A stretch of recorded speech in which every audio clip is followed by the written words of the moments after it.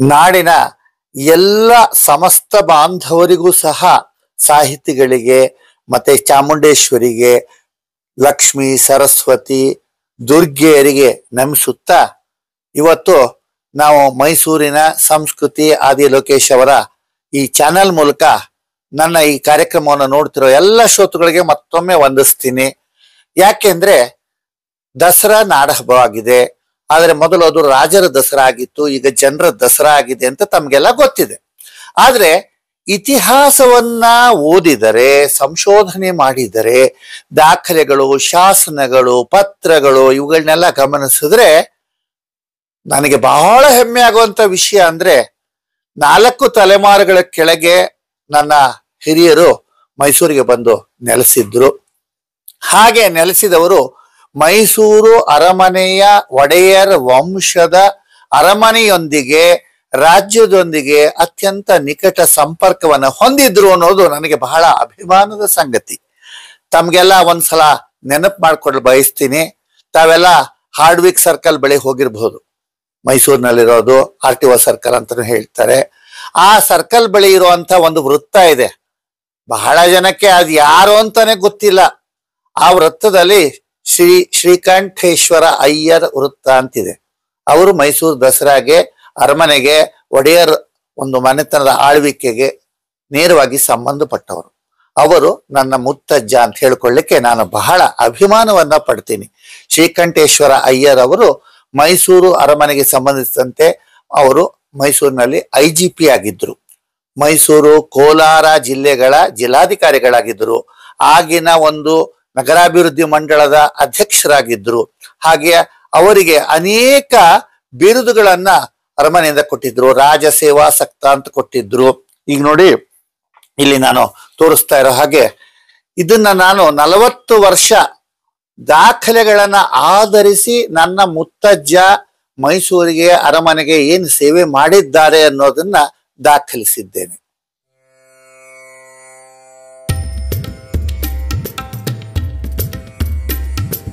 ಈ ದಸರಾ ಬಗ್ಗೆ ಹೇಳೋದಕ್ಕೆ ಮೊದಲು ನನ್ನ ವಂಶದ ಕೆಲವು ಮಹಾಪುರುಷರು ಏನು ಕೊಡುಗೆಯನ್ನು ಕೊಟ್ಟಿದ್ದಾರೆ ಅಂತ ಸ್ಮರಿಸಿ ಆಮೇಲೆ ದಸರಾ ಬಗ್ಗೆ ಹೆಚ್ಚಿನ ವಿವರಗಳನ್ನ ತಮಗೆ ತಿಳಿಸ್ಬೇಕು ಅಂತಿದ್ದೀನಿ.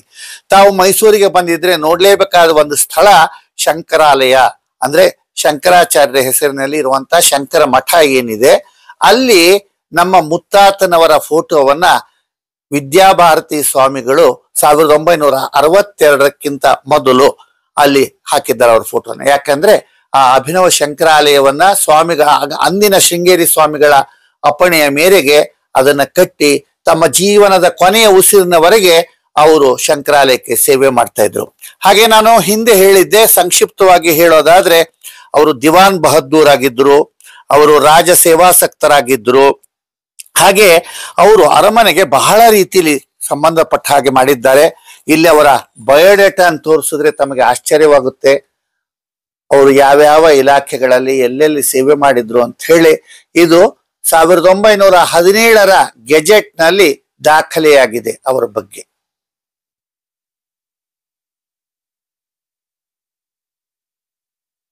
ಹಾಗೆ ನಾವು ಈ ಪುಸ್ತಕದಲ್ಲಿ ಮುಂದೆ ಹೋದ್ರೆ ನೋಡಿ, ಮೈಸೂರಿನ ಅಂದಿನ ರಾಜರು, ಇವ್ರ ಜೊತೆ ಎಲ್ಲ ಅವರಿದ್ದಂತ ಫೋಟೋಗಳಿದೆ. ಅವರು IGP ಆಗಿದ್ರು, ಒಂದೇ ದಿವಾನ್ ಬಹದ್ದೂರ್ ಆಗಿದ್ರು. ದಿವಾನರು ಇಲ್ಲದಾದಾಗ ಅಂದ್ರೆ ಅವರ ರಜಾ ಅವಧಿಯಲ್ಲಿ ಅಥವಾ ಅವರು ಪ್ರವಾಸ ಹೋದಾಗ ಇವರು ದಿವಾನರ ಕೆಲಸವನ್ನು ಮಾಡ್ತಾ ಇದ್ರು. ಹೀಗಾಗಿ ಈ ಪುಸ್ತಕದಲ್ಲಿ ನೋಡಿ, ಯಾರಿಗೆ ಆಸಕ್ತಿ ಇದೆ ಅವರು ನಮ್ಮ ಮನೆಗೆ ಬಂದು ಈ ಪುಸ್ತಕಗಳನ್ನ ಕೊಳ್ಳಬಹುದು. ಯಾಕಂದ್ರೆ ನಿಮಗೆ ದಸರಾ ನೋಡ್ತಾ ಇರೋರಿಗೆ ದಸರಾ ಬಗ್ಗೆ ತಿಳಿಬೇಕಾದ್ರೆ, ಮೈಸೂರು ಅರಮನೆಗೆ ಅಥವಾ ಮೈಸೂರಿನಲ್ಲಿ ಎಷ್ಟೆಷ್ಟು ಸೇವೆ ಮಾಡಿದ್ದಾರೆ ಇವರೆಲ್ಲ ಅಂತ ತಿಳಿಬೇಕಾದ್ರೆ, ನಾನು ನಮ್ಮ ಮುತ್ತಾತ ಅಂತ ಹೇಳಲ್ಲ, ಯಾರ್ಯಾರೇ ಸೇವೆ ಮಾಡಿರ್ಲಿ ಅವರ ವಂಶಜ ಯಾರು ಇದ್ರೆ ಅವರ ಬಗ್ಗೆ ದಾಖಲೆಗಳನ್ನ ಸಂಗ್ರಹಿಸಿ ತಾವು ಪುಸ್ತಕ ಬರೀಬೇಕು ಅಂತ ಹೇಳಿ. ಹೀಗಾಗಿ ನೋಡಿ, ಅವರಿಗೆ ವಿದೇಶಿಯರು ಕೊಟ್ಟಿರುವಂಥ ಪ್ರಶಸ್ತಿಗಳು, ಆಮೇಲೆ ಅರಮನೆಯಿಂದ ಬಂದಿರುವಂಥ ಪತ್ರಗಳು, ಇವುಗಳನ್ನೆಲ್ಲ ನಾನು 40 ವರ್ಷದ ಕೆಳಗೆ ಸಂಗ್ರಹಿಸಿದ್ದಾಗ ನೋಡಿ, ನಾಲ್ವಡಿ ಕೃಷ್ಣರಾಜ ಒಡೆಯರ್ ಕಾಲದಲ್ಲಿ ಇದ್ರು ಅವರು. ಹಾಗೆ ನಮ್ಮ ಒಬ್ಬ ಮುತ್ತಾತ ಅಂದ್ರೆ ನನ್ನ ತಾಯಿ ಗಿರಿಜಾವರ ತಾತ ಶ್ರೀಕಂಠೇಶ್ವರ ಅಯ್ಯರ್ ಅವರು ಮೈಸೂರು ಅರಮನೆಯ IGP ಆಗಿದ್ರು. ಅವರು ಮೈಸೂರಿನ ನಾಲ್ವಡಿ ಕೃಷ್ಣರಾಜ ಒಡೆಯರ್ ಅವರು ಅವರು 25ನೇ ವರ್ಷದ ಆಳ್ವಿಕೆಯನ್ನ ಆಚರಿಸಿಕೊಂಡಾಗ ಈ ಮೈಸೂರಿನಲ್ಲಿ ಅವಾಗ ಸಂಪದ ಅಭ್ಯುದಯ ಅನ್ನೋ ಪತ್ರಿಕೆ ಇತ್ತು. ಅದರಲ್ಲಿ ಅವರ ರಾಜರ ಭಾಷಣದ ಒಂದು ಸಾರ ಬಂದಿದೆ. ದಸರಾ ಸಮಯದಲ್ಲಿ ಅವ್ರು ಏನ್ ಮಾತಾಡಿದ್ರು ಅಂತ. ಮಹಾರಾಜರು ಕಳಿಸಿದಂತ ಆಹ್ವಾನ ಪತ್ರಿಕೆಗಳು ಮತ್ತೆ ಆಗಿನ ಕಾಲದಲ್ಲಿ ನಡೆದಂತ ಕೆಲವು ಪತ್ರ ವ್ಯವಹಾರಗಳು, ನಮ್ಮ ಮುತ್ತಾತ ಅವರು ಮಾಡಿದಂತ ವಿಶಿಷ್ಟ ಸೇವೆಗಾಗಿ ಅವರಿಗೆ ಮಹಾರಾಜರಿಂದ ಅರಮನೆಯಿಂದ ಬಂದಂತ ಅನೇಕ ಪತ್ರಗಳು, ಆಹ್ವಾನ ಪತ್ರಿಕೆಗಳು ಇವೆಲ್ಲ ಇದರಲ್ಲಿದೆ. ಇಂಗ್ಲಿಷರು ಆ ಕಾಲದಲ್ಲಿ ಇದ್ರು, ಅವ್ರು ಬರೆದಿದ್ದ ಪತ್ರಗಳು, ಆಮೇಲೆ ಶಂಕರಾಲಯಕ್ಕೆ ಸಂಬಂಧಪಟ್ಟಂತ ಪತ್ರಗಳು, ಆಮೇಲೆ ಬೇರೆ ಬೇರೆ ರೀತಿಯಲ್ಲಿ ದಾಖಲೆಗಳೆಲ್ಲ ಈ ಪುಸ್ತಕದಲ್ಲಿದೆ. ನಾನು ಮುಂದೆ ಹೋಗ್ತೀನಿ. ಇಷ್ಟು ಹೇಳಿ ತಾವು ದಯವಿಟ್ಟು ತಮ್ಮಲ್ಲಿ ಒಂದು ವಿನಂತಿ ಏನಂದ್ರೆ, ಹಾರ್ಡ್ವಿಕ್ ಸರ್ಕಲ್ ಅಥವಾ RTO ಸರ್ಕಲ್ ಬಳಿ ಹೋದಾಗ ಆ ಶ್ರೀಕಂಠೇಶ್ವರ ಅಯ್ಯರ್ ವೃತ್ತದ ಬಗ್ಗೆ ಒಂದೇನ್ ಹಾಕಿದ್ದಾರೆ ನೋಡಿ, ಆ ಹಳೆಯ ಬೋರ್ಡು, ಅದಕ್ಕೆ ಇತ್ತೀಚೆಗೆ ಪೇಂಟು ಮಾಡಿಲ್ಲ ಅಥವಾ ಅದಕ್ಕೆ ಇತ್ತೀಚೆಗೆ ಯಾರು ಏನು ಅಂತ ಆ ಬೋರ್ಡ್ಗಳ ಮಧ್ಯದಲ್ಲಿ ನಾನು ಈ ನಗರ ಪಾಲಿಕೆಯವ್ರನ್ನ ವಿನಂತಿ ಮಾಡ್ಕೊಳ್ತೀನಿ, ಎಲ್ಲೆಲ್ಲಿ ನೀವು ಬೋರ್ಡನ್ನ ನಿಲ್ಸಿದ್ದೀರಿ, ಕೈ ಬೋರ್ಡು, ಆ ಬೋರ್ಡಿನಲ್ಲಿ ಯಾವ ವ್ಯಕ್ತಿಗಳ ಬಗ್ಗೆ ಹಾಕಿದ್ದೀರಿ, ದಯವಿಟ್ಟು ಅವರ ಫೋಟೋ, ಅವ್ರ ಬಗ್ಗೆ 4 ಸಾಲು ಬರೋದ್ರೆ ಇಂದಿನ ತಲೆಮಾರಿನವರಿಗೆ 100 ವರ್ಷದ ಕೆಳಗೆ ಏನ್ ಮಾಡೋದು ಅಂತ ಗೊತ್ತಾಗುತ್ತೆ ಅಂತ ಹೇಳಿ ನಾನು ವಿನಂತಿ ಮಾಡ್ಕೋತೀನಿ. ಹಾಗೆ ಎರಡನೇ ಪುಸ್ತಕ ನಾನು ಬರೆದಿರೋದು ಈ ಮೈಸೂರು ಅರಮನೆಯಲ್ಲಾದಂತ 24 ದಿವಾನರ ಬಗ್ಗೆ ಬರೆದಿದ್ದೀನಿ. ದಾಖಲೆಗಳು ತುಂಬಾ ಕಮ್ಮಿ ಲಭ್ಯವಿದ್ದವು, ಆದ್ರೂ ಎಲ್ಲ ಕಡೆ ಹುಡುಕಿ ಎಷ್ಟೆಷ್ಟು ಸಿಕ್ತೋ ಅದರ ಆಧಾರದಲ್ಲಿ ಮಾಡಿದ್ದೀನಿ. ಈಗ ಉದಾಹರಣೆಗೆ ತಾವು ಬೇರೆ ಬೇರೆ ಬಡಾವಣೆಗಳಿಗೆ ಹೋದಾಗ ಆ ಬಡಾವಣೆಗಳಿಗೆ ಆ ದಿವಾನರ ಹೆಸರನ್ನ ಇಟ್ಟಿದ್ದಾರೆ. ತಾವು ಗಮನಿಸಿದ್ದಿರೋ ಇಲ್ವೋ ನೋಡಿ, 24 ದಿವಾನರಲ್ಲಿ ನಾನು ಹೆಸರು ಹೇಳ್ತೀನಿ ಅವ್ರದ್ದು, ನೀವು ದಯವಿಟ್ಟು ಗಮನಿಸಿ ಅವ್ರನ್ನ. ಅವರು ಏನೇನು ಮಾಡಿದ್ರು ಅಂತ ಹೇಳಿದ್ರೆ ನೋಡಿ, ತಮಗೆ ಗೊತ್ತಿದೆ ದಿವಾನ್ ಪೂರ್ಣಯ್ಯನವರು ಅವರು 1782 1792 ತನಕ ಅವರು ರಾಜರಿಗೆ ದಿವಾನರಾಗಿದ್ರು. ಅವರು ಟಿಪ್ಪು ಸುಲ್ತಾನ್ರ ಬಳಿಯೂ ಮೊದಲು ದಿವಾನರಾಗಿದ್ರು, ಮುಂದೆ ಅವರು ಮಹಾರಾಜರ ಸೇವೆಯಲ್ಲಿ ಬಂದರು. ಹೀಗಾಗಿ ನಿಮಗೆ ಗೊತ್ತಿರ್ಬೋದು ಮೈಸೂರಿನ ರಾಜ್ಯ ಗೀತೆ ಯಾವುದು ಅಂತ ತಮಗೆ ಗೊತ್ತಿರ್ಬೋದು, ಅದರ ಬಗ್ಗೆ ಮುಂದೆ ಹೇಳ್ತೀನಿ ನಾನು. ಈಗ ದಿವಾನರ ಬಗ್ಗೆ ಹೇಳೋದಾದ್ರೆ, ಬರ್ಗೀರ್ ಭಕ್ಷಿ ಬಾಲಾಜಿರಾವ್ ಅನ್ನೋರು ಏಪ್ರಿಲ್ 1811 ಜನವರಿ 1812 ಇದ್ರು. ಅದಾದ ಮೇಲೆ ಬಾಬುರಾವ್ ಅನ್ನೋರು 3 ಅವಧಿಯಲ್ಲಿ ಇದ್ರು. November 1817 April 1818, March 1820 August 1821, December 1822 1825, ಮತ್ತು ಮುಂದಿನ ಸಲ ಅವರು 5ನೇ ಸಲ ಮೇ 1832 ಅವರು ಏಪ್ರಿಲ್ 1834 ಇದ್ರು. 5ನೇವರು ಸಿದ್ದರಾಜ ಅರಸ್ ಅವರು ಮೇ 1818 ಫೆಬ್ರವರಿ 1820 ತನಕ ಇದ್ರು. ಲಿಂಗರಾಜ ಅರಸ್ ಅವರು ನವೆಂಬರ್ 1821 ನವೆಂಬರ್ 1822 ಇದ್ರು. ಆಗ ಮಧ್ಯದಲ್ಲಿ ಏನಾಯ್ತು ಅಂದ್ರೆ, ಮುಮ್ಮಡಿ ಕೃಷ್ಣರಾಜ ಒಡೆಯರ್ ಅವರ ನೇರ ಆಡಳಿತ ನವೆಂಬರ್ 1825 ಮೇ 1827 ಆಯ್ತು. ಮತ್ತೆ ದಿವಾನರು ಬಂದ್ರು. ವೆಂಕಟ ಅರಸ್ ಅವರು 7ನೇವರಾಗಿ ಮೇ 1827 ಅಕ್ಟೋಬರ್ 1831 ಇದ್ರು. ವೆಂಕಟರಮಣಯ್ಯನವರು ಅಕ್ಟೋಬರ್ 1831 14 ಮೇ 1832 ಇದ್ರು. ಕೊಲ್ಲಂ ವೆಂಕಟರಾವ್ ಅವರು 20 ಏಪ್ರಿಲ್ 1834 1838, 1840 44 ಇದ್ರು. ಸೂರಪ್ಪಯ್ಯ ಅವರು 1838 1840, ಕೋಲಾ ಕೃಷ್ಣಂ ನಾಯ್ಡು ಅವರು 1844 1858, ಕೋಲಾ ವಿಜಯರಂಗಂ ನಾಯ್ಡು ಅವರು 1858 1864, ಅರುಣಾಚಲ ಮೊದಲಿಯಾರ್ ಅವರು 1864 1866 ಇದ್ರು. ಮುಮ್ಮಡಿ ಕೃಷ್ಣರಾಜ ಒಡೆಯರ್ ಅವರ ನೇರ ಆಡಳಿತ 1866 1868 ನಡೆಯಿತು. ಬ್ರಿಟಿಷ್ ರಾಜ್ಯದ ತಾತ್ಕಾಲಿಕ ಆಡಳಿತ 1868 20 ಮಾರ್ಚ್ 1881 ಆಯ್ತು. ಅದಾದ ಮೇಲೆ 14ನೇ ದಿವಾನರಾಗಿ ಬಂದ ಸರ್ CV ರಂಗಾಚಾರ್ಲು, ನಮ್ಮ ಟೌನ್ ಹಾಲ್ ಇದೆ ನೋಡಿ ರಂಗಾಚಾರ್ಲು ಭವನ ಅಂತ, ನಾನು ಮೈಸೂರು ಆಕಾಶವಾಣಿಯಲ್ಲಿದ್ದ ಅದರ ಉದ್ಘಾಟನೆ ಕಾರ್ಯಕ್ರಮಕ್ಕೆ ಹೋಗಿ ಅದರ ಬಾನ್ಲಿ ವರದಿ ಪ್ರಸಾರ ಮಾಡಿದ್ದು ನಂಗೆ ನೆನಪಿದೆ. ಈ ರಂಗಾಚಾರ್ಲು ಅವರು 25 ಮಾರ್ಚ್ 1881 28 ಡಿಸೆಂಬರ್ 1894 ಇದ್ರು.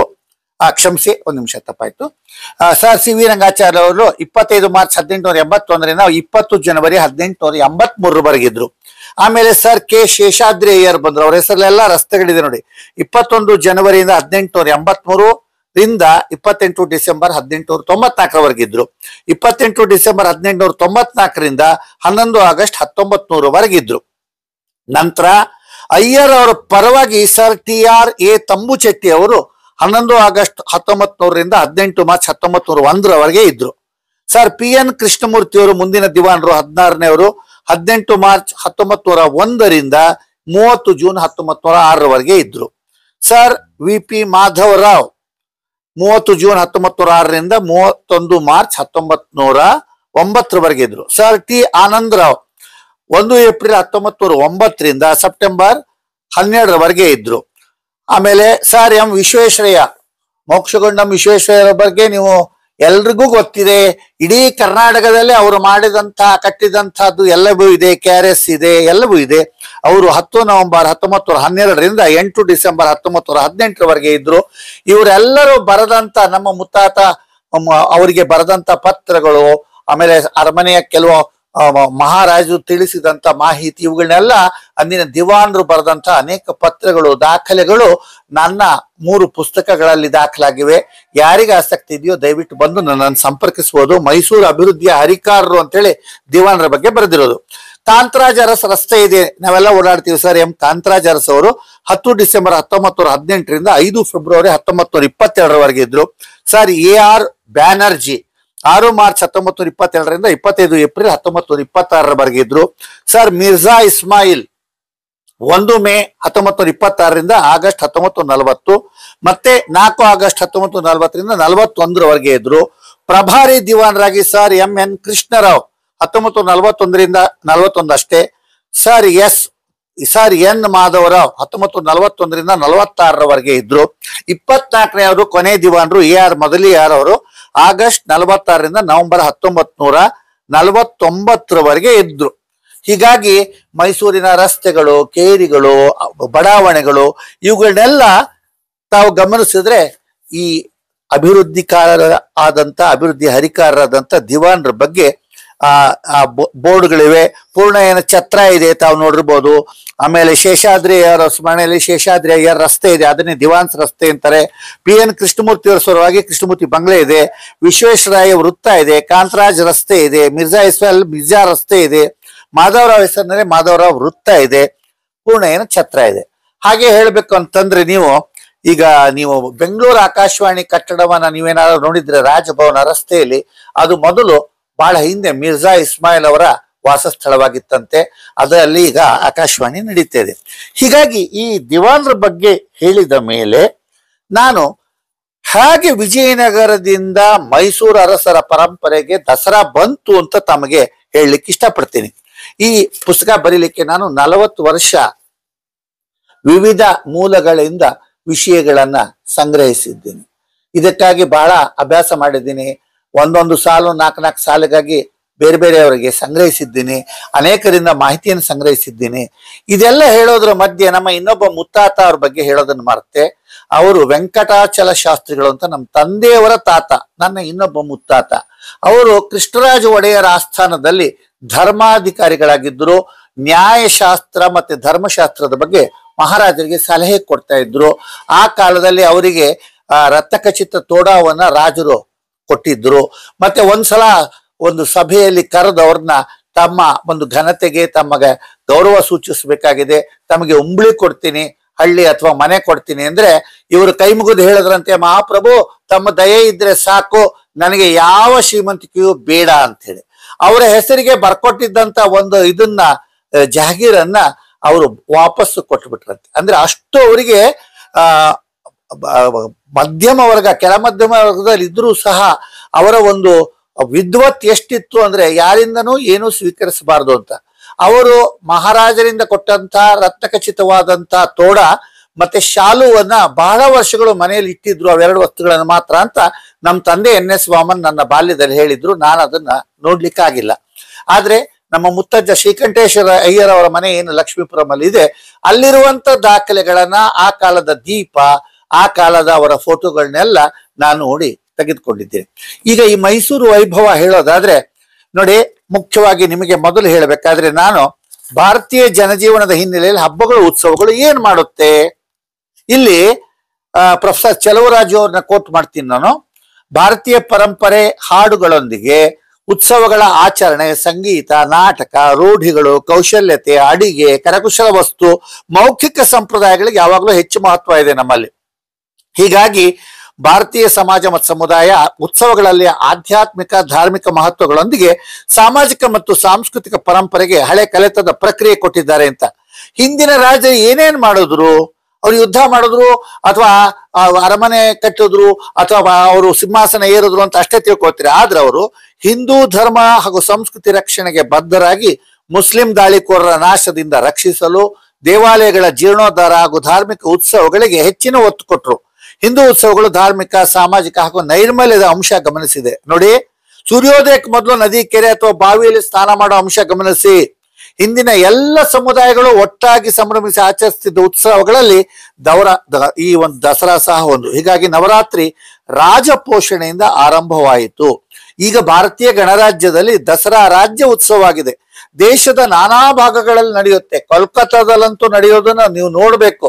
ಅಲ್ಲಿ ಸ್ಪರ್ಧೆಯ ಮೇಲೆ ನೂರಾರು ದುರ್ಗಾದೇವಿಯರ ಮಂಟಪಗಳನ್ನ ಸ್ಥಾಪಿಸುತ್ತಾರೆ, ಲಕ್ಷಾವಧಿ ಭಕ್ತರು ಬರ್ತಾರೆ. ಹೀಗಾಗಿ ನೋಡಿ, ಕಲ್ಕತ್ತೆಯಲ್ಲಿ ದಸರಾ ಆಚರಣೆ ಬಗ್ಗೆ ಈ ಫೋಟೋಗಳಿವೆ.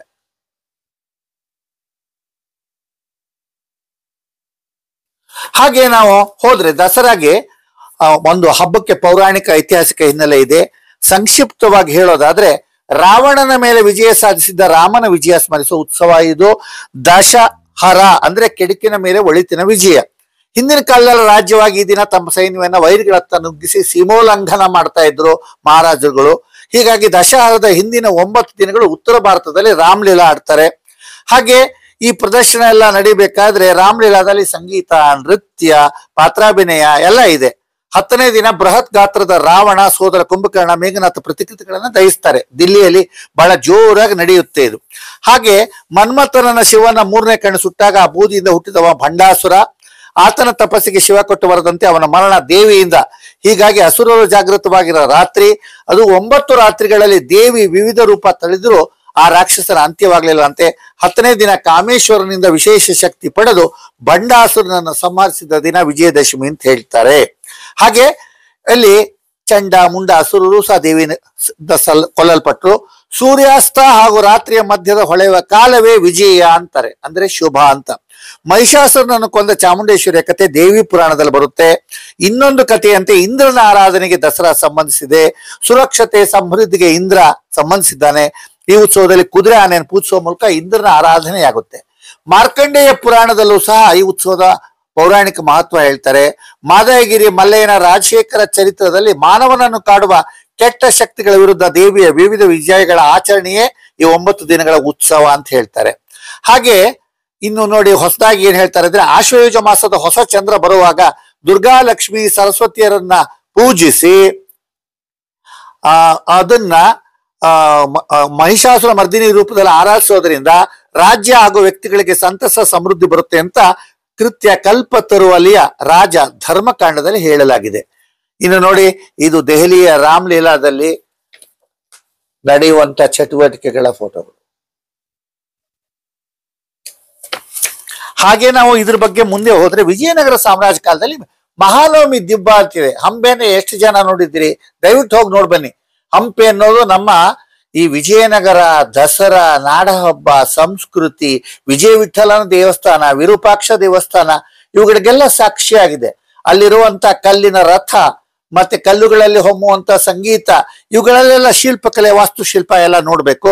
ಈ ನೋಡಿ, ಇದು ಮಹಾನವಮಿ ದಿಬ್ಬದ ಫೋಟೋ ವಿಜಯನಗರದಲ್ಲಿ ಈಗಲೂ ಇದೆ. ಹಾಗೆ ಕೃಷ್ಣದೇವರಾಯನ ಕಾಲದಲ್ಲಿ ಈ ಒಂದು 1513ನೇ ವರ್ಷ ಅಲ್ಲಿ ಕಟ್ಟಿದ್ರಂತೆ. ಯಾವ್ದನ್ನ? ಇದು ಉದಯಗಿರಿ ಮೇಲಿನ ವಿಜಯ ಸಂಸ್ಮರಣೆಗೆ ಈ ದಿಬ್ಬನ ಕಟ್ಟಿದ್ದಾರೆ. ಅವರು 9 ದಿನಗಳ ನವರಾತ್ರಿ ನಂತರ 10ನೇ ದಿನ ವಿಜಯದಶಮಿ ಆಚರಿಸ್ತಾ ಇದ್ರು. ಈ ದಿಬ್ಬದ ಮಧ್ಯದಲ್ಲಿ ರಾಜ ರತ್ನಖಚಿತ ಸಿಂಹಾಸನದಲ್ಲಿ ಕೂತಿರುವಾಗ ಕೃಷ್ಣದೇವರಾಯ ಸೈನ್ಯದ ಕವಾಯತು, ಬಿಲ್ಲು ಬಾಣಗಳ ಸ್ಪರ್ಧೆ, ಯುದ್ಧದಾಟಗಳಾದ ಕತ್ತಿ ವರಸೆ ಸ್ಪರ್ಧೆ, ಕುಸ್ತಿ, ಜಲಚರ ಪ್ರಾಣಿಗಳ ಕ್ರೀಡೆಗಳು, ವಾದ್ಯ ಸಂಗೀತಕ್ಕೆ ರಾಜರ ರಾಣಿಗಳ ಪ್ರಾಣಿಗಳ ನರ್ತನ, ಮಹತ್ವದ ಭವ್ಯ ನವರಾತ್ರಿ ಆಚರಣೆಗಳನ್ನು ಮಾಡ್ತಾ ಇದ್ರಂತೆ.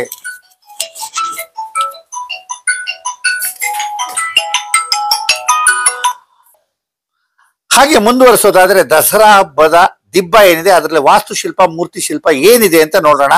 ತಜ್ಞರು ವಿವರಿಸಿದ್ದಾರೆ. 12 ಮೀಟರ್ ಎತ್ತರದ ದಸರಾ ದಿಬ್ಬ ಭವ್ಯ ಚದುರಾಕೃತಿಯ ಗ್ರಾನೈಟ್ ತಳ ಹೊಂದಿದೆ. ಇಳಿಕೆಯ 3 ಹಂತಗಳಿದೆ. 40 ಮೀಟರ್ ಚದರ ಎತ್ತರದ ಹಂತ, 24 ಮೀಟರ್ ಚದರ ಇದೆ. ಇದರಲ್ಲಿ ನೋಡಿ ಪ್ರಾಣಿಗಳು, ಕೋಡಂಗಿಯ ಕೆತ್ತನೆ, ಚೀನಾ ರಾಯಭಾರಿ ಕೃಷ್ಣದೇವರಾಯನನ್ನ ವಾಣಿಜ್ಯ ಉದ್ದೇಶಕ್ಕೆ ಭೇಟಿಯಾಗಿದ್ದು, ಅರಬ್ ಎಮಿರೇಟ್ಸ್ ವ್ಯಾಪಾರಿಗಳು ಕುದುರೆಗಳು ಹಾಗೂ ವಿದೇಶಿ ಪ್ರಾಣಿಗಳ ವ್ಯಾಪಾರಕ್ಕೆ ಬಂದ ಘಟನೆಗಳನ್ನ ನಿರೂಪಿಸುತ್ತೆ. ನೋಡಿ ಇದ್ರ ಫೋಟೋ.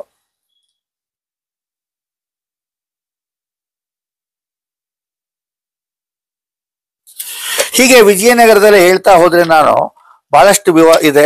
ಇದರಲ್ಲಿ ನೋಡಿ ಐತಿಹಾಸಿಕ ಹಿನ್ನೆಲೆ ಜೊತೆ ವಿದೇಶಿ ಪ್ರವಾಸಿಗಳು ಬಹಳ ಜನ ಬಂದಿದ್ದಾರೆ ನಮ್ಮ ದಸರಾವನ್ನ ನೋಡ್ಲಿಕ್ಕೆ ವಿಜಯನಗರದಲ್ಲಿ. ಆಲ್ವೇರೂನಿ ಅನ್ನೋನು 11ನೇ ಶತಮಾನದಲ್ಲಿ ಮಹಾನವಮಿ ಬಗ್ಗೆ ಹೇಳಿದ್ದಾನೆ. ಇಟಲಿ ದೇಶದ ನಿಕೋಲೆ ಕಂಟಿ 1426ರಲ್ಲಿ ಬಂದಿದ್ದ. ಮೊದಲನೇ ದೇವರಾಯನ ಪಟ್ಟಾಭಿಷೇಕದ ನಂತರ ಆತ ಮೊಟ್ಟ ಮೊದಲ ಖ್ಯಾತ ವಿದೇಶಿ ಪ್ರವಾಸಿಗ. ಈತ ನಗರದಲ್ಲಿರೋ ಕೋಟೆ ಎಲ್ಲದ್ರ ಬಗ್ಗೆ ಬರೆದಿದ್ದಾನೆ. ಹೇರತ್ತನ ತಿಮ್ಮೂರಿಡ್ ಸುಲ್ತಾನದ ಶಾರುಖ್ನ ರಾಯಭಾರಿಯಾಗಿ ಬಂದಿದ್ದವನು ಅಬ್ದುಲ್ ರಜಾಕ್ 1443ರಲ್ಲಿ. ನಗರನ ಆಗ ವಿಜಯನಗರವನ್ನ 7 ಸುತ್ತಿನ ಕೋಟೆ ರಕ್ಷಿಸ್ತಿತ್ತಂತೆ, ಈಗ ಅದಿಲ್ಲ. ಹಾಗೆ ಅಬ್ದುಲ್ ರಜಾಕ್ ಮಹಾನವಮಿ ವಿವರಣೆನ ಬಹಳ ಚೆನ್ನಾಗಿ ಬರೆದಿದ್ದಾನೆ. ಅಧಿಕಾರ ಶಕ್ತಿ ಹೊಂದಿರುವ ರಾಜ ತನ್ನ ಗರ್ವ, ಅಧಿಕಾರ, ಆಡಂಬರ, ವೈಭವ, ಘನತೆ ಪ್ರದರ್ಶಿಸಲು ಪ್ರತಿ ವರ್ಷ ರಾಜ್ಯದಲ್ಲಿ ಮಹಾನವಮಿ ಅನ್ನೋ ಮಹಾನ್ ಉತ್ಸವ ಏರ್ಪಡಿಸ್ತಿದ್ದ ಅಂತ ಹೇಳಿ ಹೇಳ್ತಾರೆ. ಮತ್ತೆ ಎಲ್ಲ ಪ್ರಾಂತಗಳ ವರಿಷ್ಠರು ಮುಖ್ಯಸ್ಥರು ರಾಜಸ್ಥಾನಕ್ಕೆ ಬರ್ಬೇಕಂದ್ರೆ, ರಾಜಸ್ಥಾನಕ್ಕೆ ಬರ್ಬೇಕು ಅಂತಂದ್ರೆ 3-4 ತಿಂಗಳು ಪ್ರಯಾಣ ಮಾಡ್ಬೇಕಾಗಿತ್ತಾಗ ಮಾಡಿ ಬರ್ತಿದ್ರು. ಆವಾಗ ಊರಣ ಬಾಗಾಣಿ ಮಾಡಿದ 1000 ಆನೆಗಳನ್ನ, ರಕ್ಷಾ ಕವಚಗಳನ್ನ ಅಲಂಕರಿಸಿದ ಅಂಬಾರಿಯೊಂದಿಗೆ ತರ್ತಿದ್ರಂತೆ. ಅವುಗಳಲ್ಲಿ ಗಾರುಡಿಗಳು, ಉರಿಯಬಲ್ಲ ಹೈಡ್ರೋಕಾರ್ಬನ್ ದ್ರವ ಮಿಶ್ರಣ ಹೊತ್ತ ಮದ್ದು ಹಾರಿಸೋರು ಇರ್ತಿದ್ರಂತೆ. ಹೀಗೆ ಇಬ್ಬರು ಪೋರ್ಚುಗೀಸ್ ಪ್ರವಾಸಿಗಳು ಸಹ ಬಹಳ ವರ್ಣನೆಯನ್ನ ಮಾಡಿದ್ದಾರೆ. ಕೃಷ್ಣದೇವರಾಯರ ರಾಜ್ಯಾಡಳಿತದ ಕಾಲದಲ್ಲಿ 1520ರಿಂದ 22ರ ಅವಧಿಯಲ್ಲಿ ಡೊಮಿಂಗೋ ಪೇಸ್ ಅನ್ನೋನು ವಿಜಯನಗರಕ್ಕೆ ಬಂದಿದ್ದ ಅಂತ ಹೇಳ್ತಾರೆ. ಡೊಮಿಂಗೋ ಪೇಸ್ ಮಹಾನವಮಿಯ ವಿವಿಧ ಇದನ್ನು ಹೇಳಿದ್ದಾನೆ. ನವರಾತ್ರಿ ಕಾಲದಲ್ಲಿ ಹಬ್ಬದ ಊಟದೊಂದಿಗೆ ಜನರ ಉಪವಾಸದ ಬಗ್ಗೆ ಹೇಳಿದ್ದಾನೆ. ಮಹಾನವಮಿಯ ದಿಬ್ಬದ ಮೇಲಿನ ಸಿಂಹಾಸನ ವಿವರಿಸಿದ್ದಾನೆ. ಅದರಲ್ಲಿ ಚಿನ್ನದ ಸಿಂಹಗಳು, ಬಟ್ಟೆಗಳ ಮಧ್ಯಸ್ಥಳಗಳಲ್ಲಿ ಬಂಗಾರದ ಫಲಕಗಳಿದ್ವು, ಅನೇಕ ರತ್ನಗಳು, ಬೀಜ ಮುತ್ತುಗಳು ಕೆಳಗಿವೆ, ಸುತ್ತಲೂ ವ್ಯಕ್ತಿಗಳ ಬಂಗಾರದ ಚಿತ್ರ ಇದೆ ಅಂತ ಹೇಳ್ತಾನೆ. ಅದನ್ನ ವಿವರಿಸಿದಾಗ ಅವನು ಹೇಳ್ತಾನೆ, ಮಧ್ಯಾಹ್ನ 3 ಗಂಟೆಗೆ ಜನ ಬರ್ತಾರೆ, ಒಳಗೆ ಹೋಗಕ್ ಬೇರೆ ಬೇರೆ ದ್ವಾರವಿದೆ. ಮಹಾಮಂತ್ರಿ ಸಾಳುವ ತಿಮ್ಮರಸ ಒಳ ಪ್ರವೇಶಿಸಿ ಎಲ್ಲ ಪರೀಕ್ಷಿಸ್ತಾನೆ. ರಾಜರನ್ನ ಬೆಳೆಸಿ ರಾಜರನ್ನಾಗಿ ಮಾಡಿದ್ದು ಆತ ದೇವ ಸಾಳ್ವ ತಿನಕ ಅಂತ ಕರೀತಾರೆ. ಎಲ್ಲ ಸರ್ದಾರರು ಗಣ್ಯರು ವಂದಿಸ್ತಾರೆ. ರಾಜ ಬಂಗಾರದ ಗುಲಾಬಿ ಹೂಗಳ ಆಕರ್ಷಕ ಕಸೂತಿ ಹೊಂದಿರೋ ಬಿಳಿ ವಸ್ತ್ರ ಧರಿಸಿದ್ದಾನೆ ಅಂತ ವರ್ಣಿಸ್ತಾರೆ. ಡೊಮಿಂಗೋ ಪೇಸ್ ಬಹಳ ಚೆನ್ನಾಗಿ ಎಲ್ಲ ವರ್ಣಿಸಿದ್ದಾನೆ. ಹೆಚ್ಚು ವಿವರಗಳಿಗೆ ಹೋಗೋಕೆ ಸಮಯವಿಲ್ಲ. ಫಾರ್ನಾವ್ ನ್ಯೂನಿಚ್ ಅನ್ನೋ ಪೋರ್ಚುಗೀಸ್ ಕುದುರೆ ವ್ಯಾಪಾರಿ 1536-37ರಲ್ಲಿ ಬಂದಿದ್ದ. ಅಚ್ಯುತರಾಯರ ಆಡಳಿತ ಕಾಲದಲ್ಲಿ ಆತ ಬಂದಿದ್ದ. ಸೀಸರೆ ಫೆರ್ಡೇಸಿ ಅನ್ನೋ ಇಟಲಿ ಪ್ರವಾಸಕ 1567ರಲ್ಲಿ 7 ತಿಂಗಳು ವಿಜಯನಗರದಲ್ಲಿ ಇದ್ದ. ಅಂದ್ರೆ ವಿಜಯನಗರದ ಲೂಟಿಯಾದ 2 ವರ್ಷದ ನಂತರ ಅವನು ಬಂದಿದ್ದ. ಈತ ವಿಜಯನಗರ ಹೇಗಿತ್ತು ಅಂತ ಹಿಂದಿನವ್ರು ಬರೆದಿದ್ದಾರೆ, ಹೇಗೆ ಹಾಳಾಯ್ತು, ಹೇಗೆ ಕಣ್ತು ಅಂತ ಆತ ಹೇಳಿದ್ದಾನೆ. ಸ್ಕಾಟಿಷ್ ಪ್ರಾಚೀನ ಸಂಗ್ರಹಕ 1799ರಲ್ಲಿ ವಿಜಯನಗರಕ್ಕೆ ಬಂದಿದ್ದಾನೆ. ಅಲ್ಲಿ ತನಕ ಬೇರೆ ಯಾರ್ಯಾರು ಬಂದಿದ್ರು ಸಿಕ್ಕಿಲ್ಲ. ಹೀಗಾಗಿ ಇಷ್ಟು ವಿಜಯನಗರಕ್ಕೆ ಹೇಳಿದ ಮೇಲೆ ಮೈಸೂರು ದಸರಾ ಮೂಲ ಪ್ರೇರಣೆ ವಿಜಯನಗರ ಸಾಮ್ರಾಜ್ಯದ ದಸರಾ ಆಚರಣೆ ಹೇಗಿತ್ತು ಅಂದಾಗ ಇದಕ್ಕೆ ನಮಗೆ ಅನೇಕ ದಾಖಲೆಗಳು ಸಿಗುತ್ತೆ. ನಾನು ಎಲ್ಲ ರಾಜ್ಯದಲ್ಲಿ ಎಲ್ಲಾ ಕಡೆ ಸುತ್ತಾಡಿದಾಗ ತಾವು ಶಿವಮೊಗ್ಗ ಜಿಲ್ಲೆಯ ಇಕ್ಕೇರಿಯಲ್ಲಿರೋ ಅಘೋರೇಶ್ವರ ದೇವಾಲಯದಲ್ಲಿರೋ ಯಾಳಿ ಕಂಬದಲ್ಲಿ ನೋಡಿ ಇದಕ್ಕೊಂದು ಆಧಾರ ಸಿಗುತ್ತೆ. ಹಾಗೆ ಅಲ್ಲಿ ನೋಡಿ ಅಲ್ಲೆಲ್ಲ ಏನಿದೆ ಎಲ್ಲ ನೋಡಿದಿರಿ ನೀವು. ಅದಾದ್ಮೇಲೆ ಕ್ರಿಸ್ತಶಕ 1398ರಲ್ಲಿ ವಿಜಯನಗರದ ಕವಿ ಮಂಜರಾಜ ಬರೆದಿರುವಂತ ಕಾವ್ಯಾತ್ಮಕ ಶಾಸನ ಇಲ್ಲಿದೆ.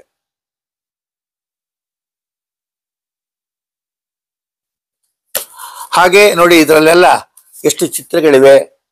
ದೇವಸ್ಥಾನದಲ್ಲಿ ಇದ್ದಂತ ಶಾಸನಗಳಲ್ಲಿ, ಕೆತ್ತನೆಗಳಲ್ಲಿ ನಾವು ಐತಿಹಾಸಿಕ ಸತ್ಯಗಳನ್ನ ಹುಡುಕಬಹುದು, ವಿಶ್ಲೇಷಣೆ ಮಾಡಬಹುದು.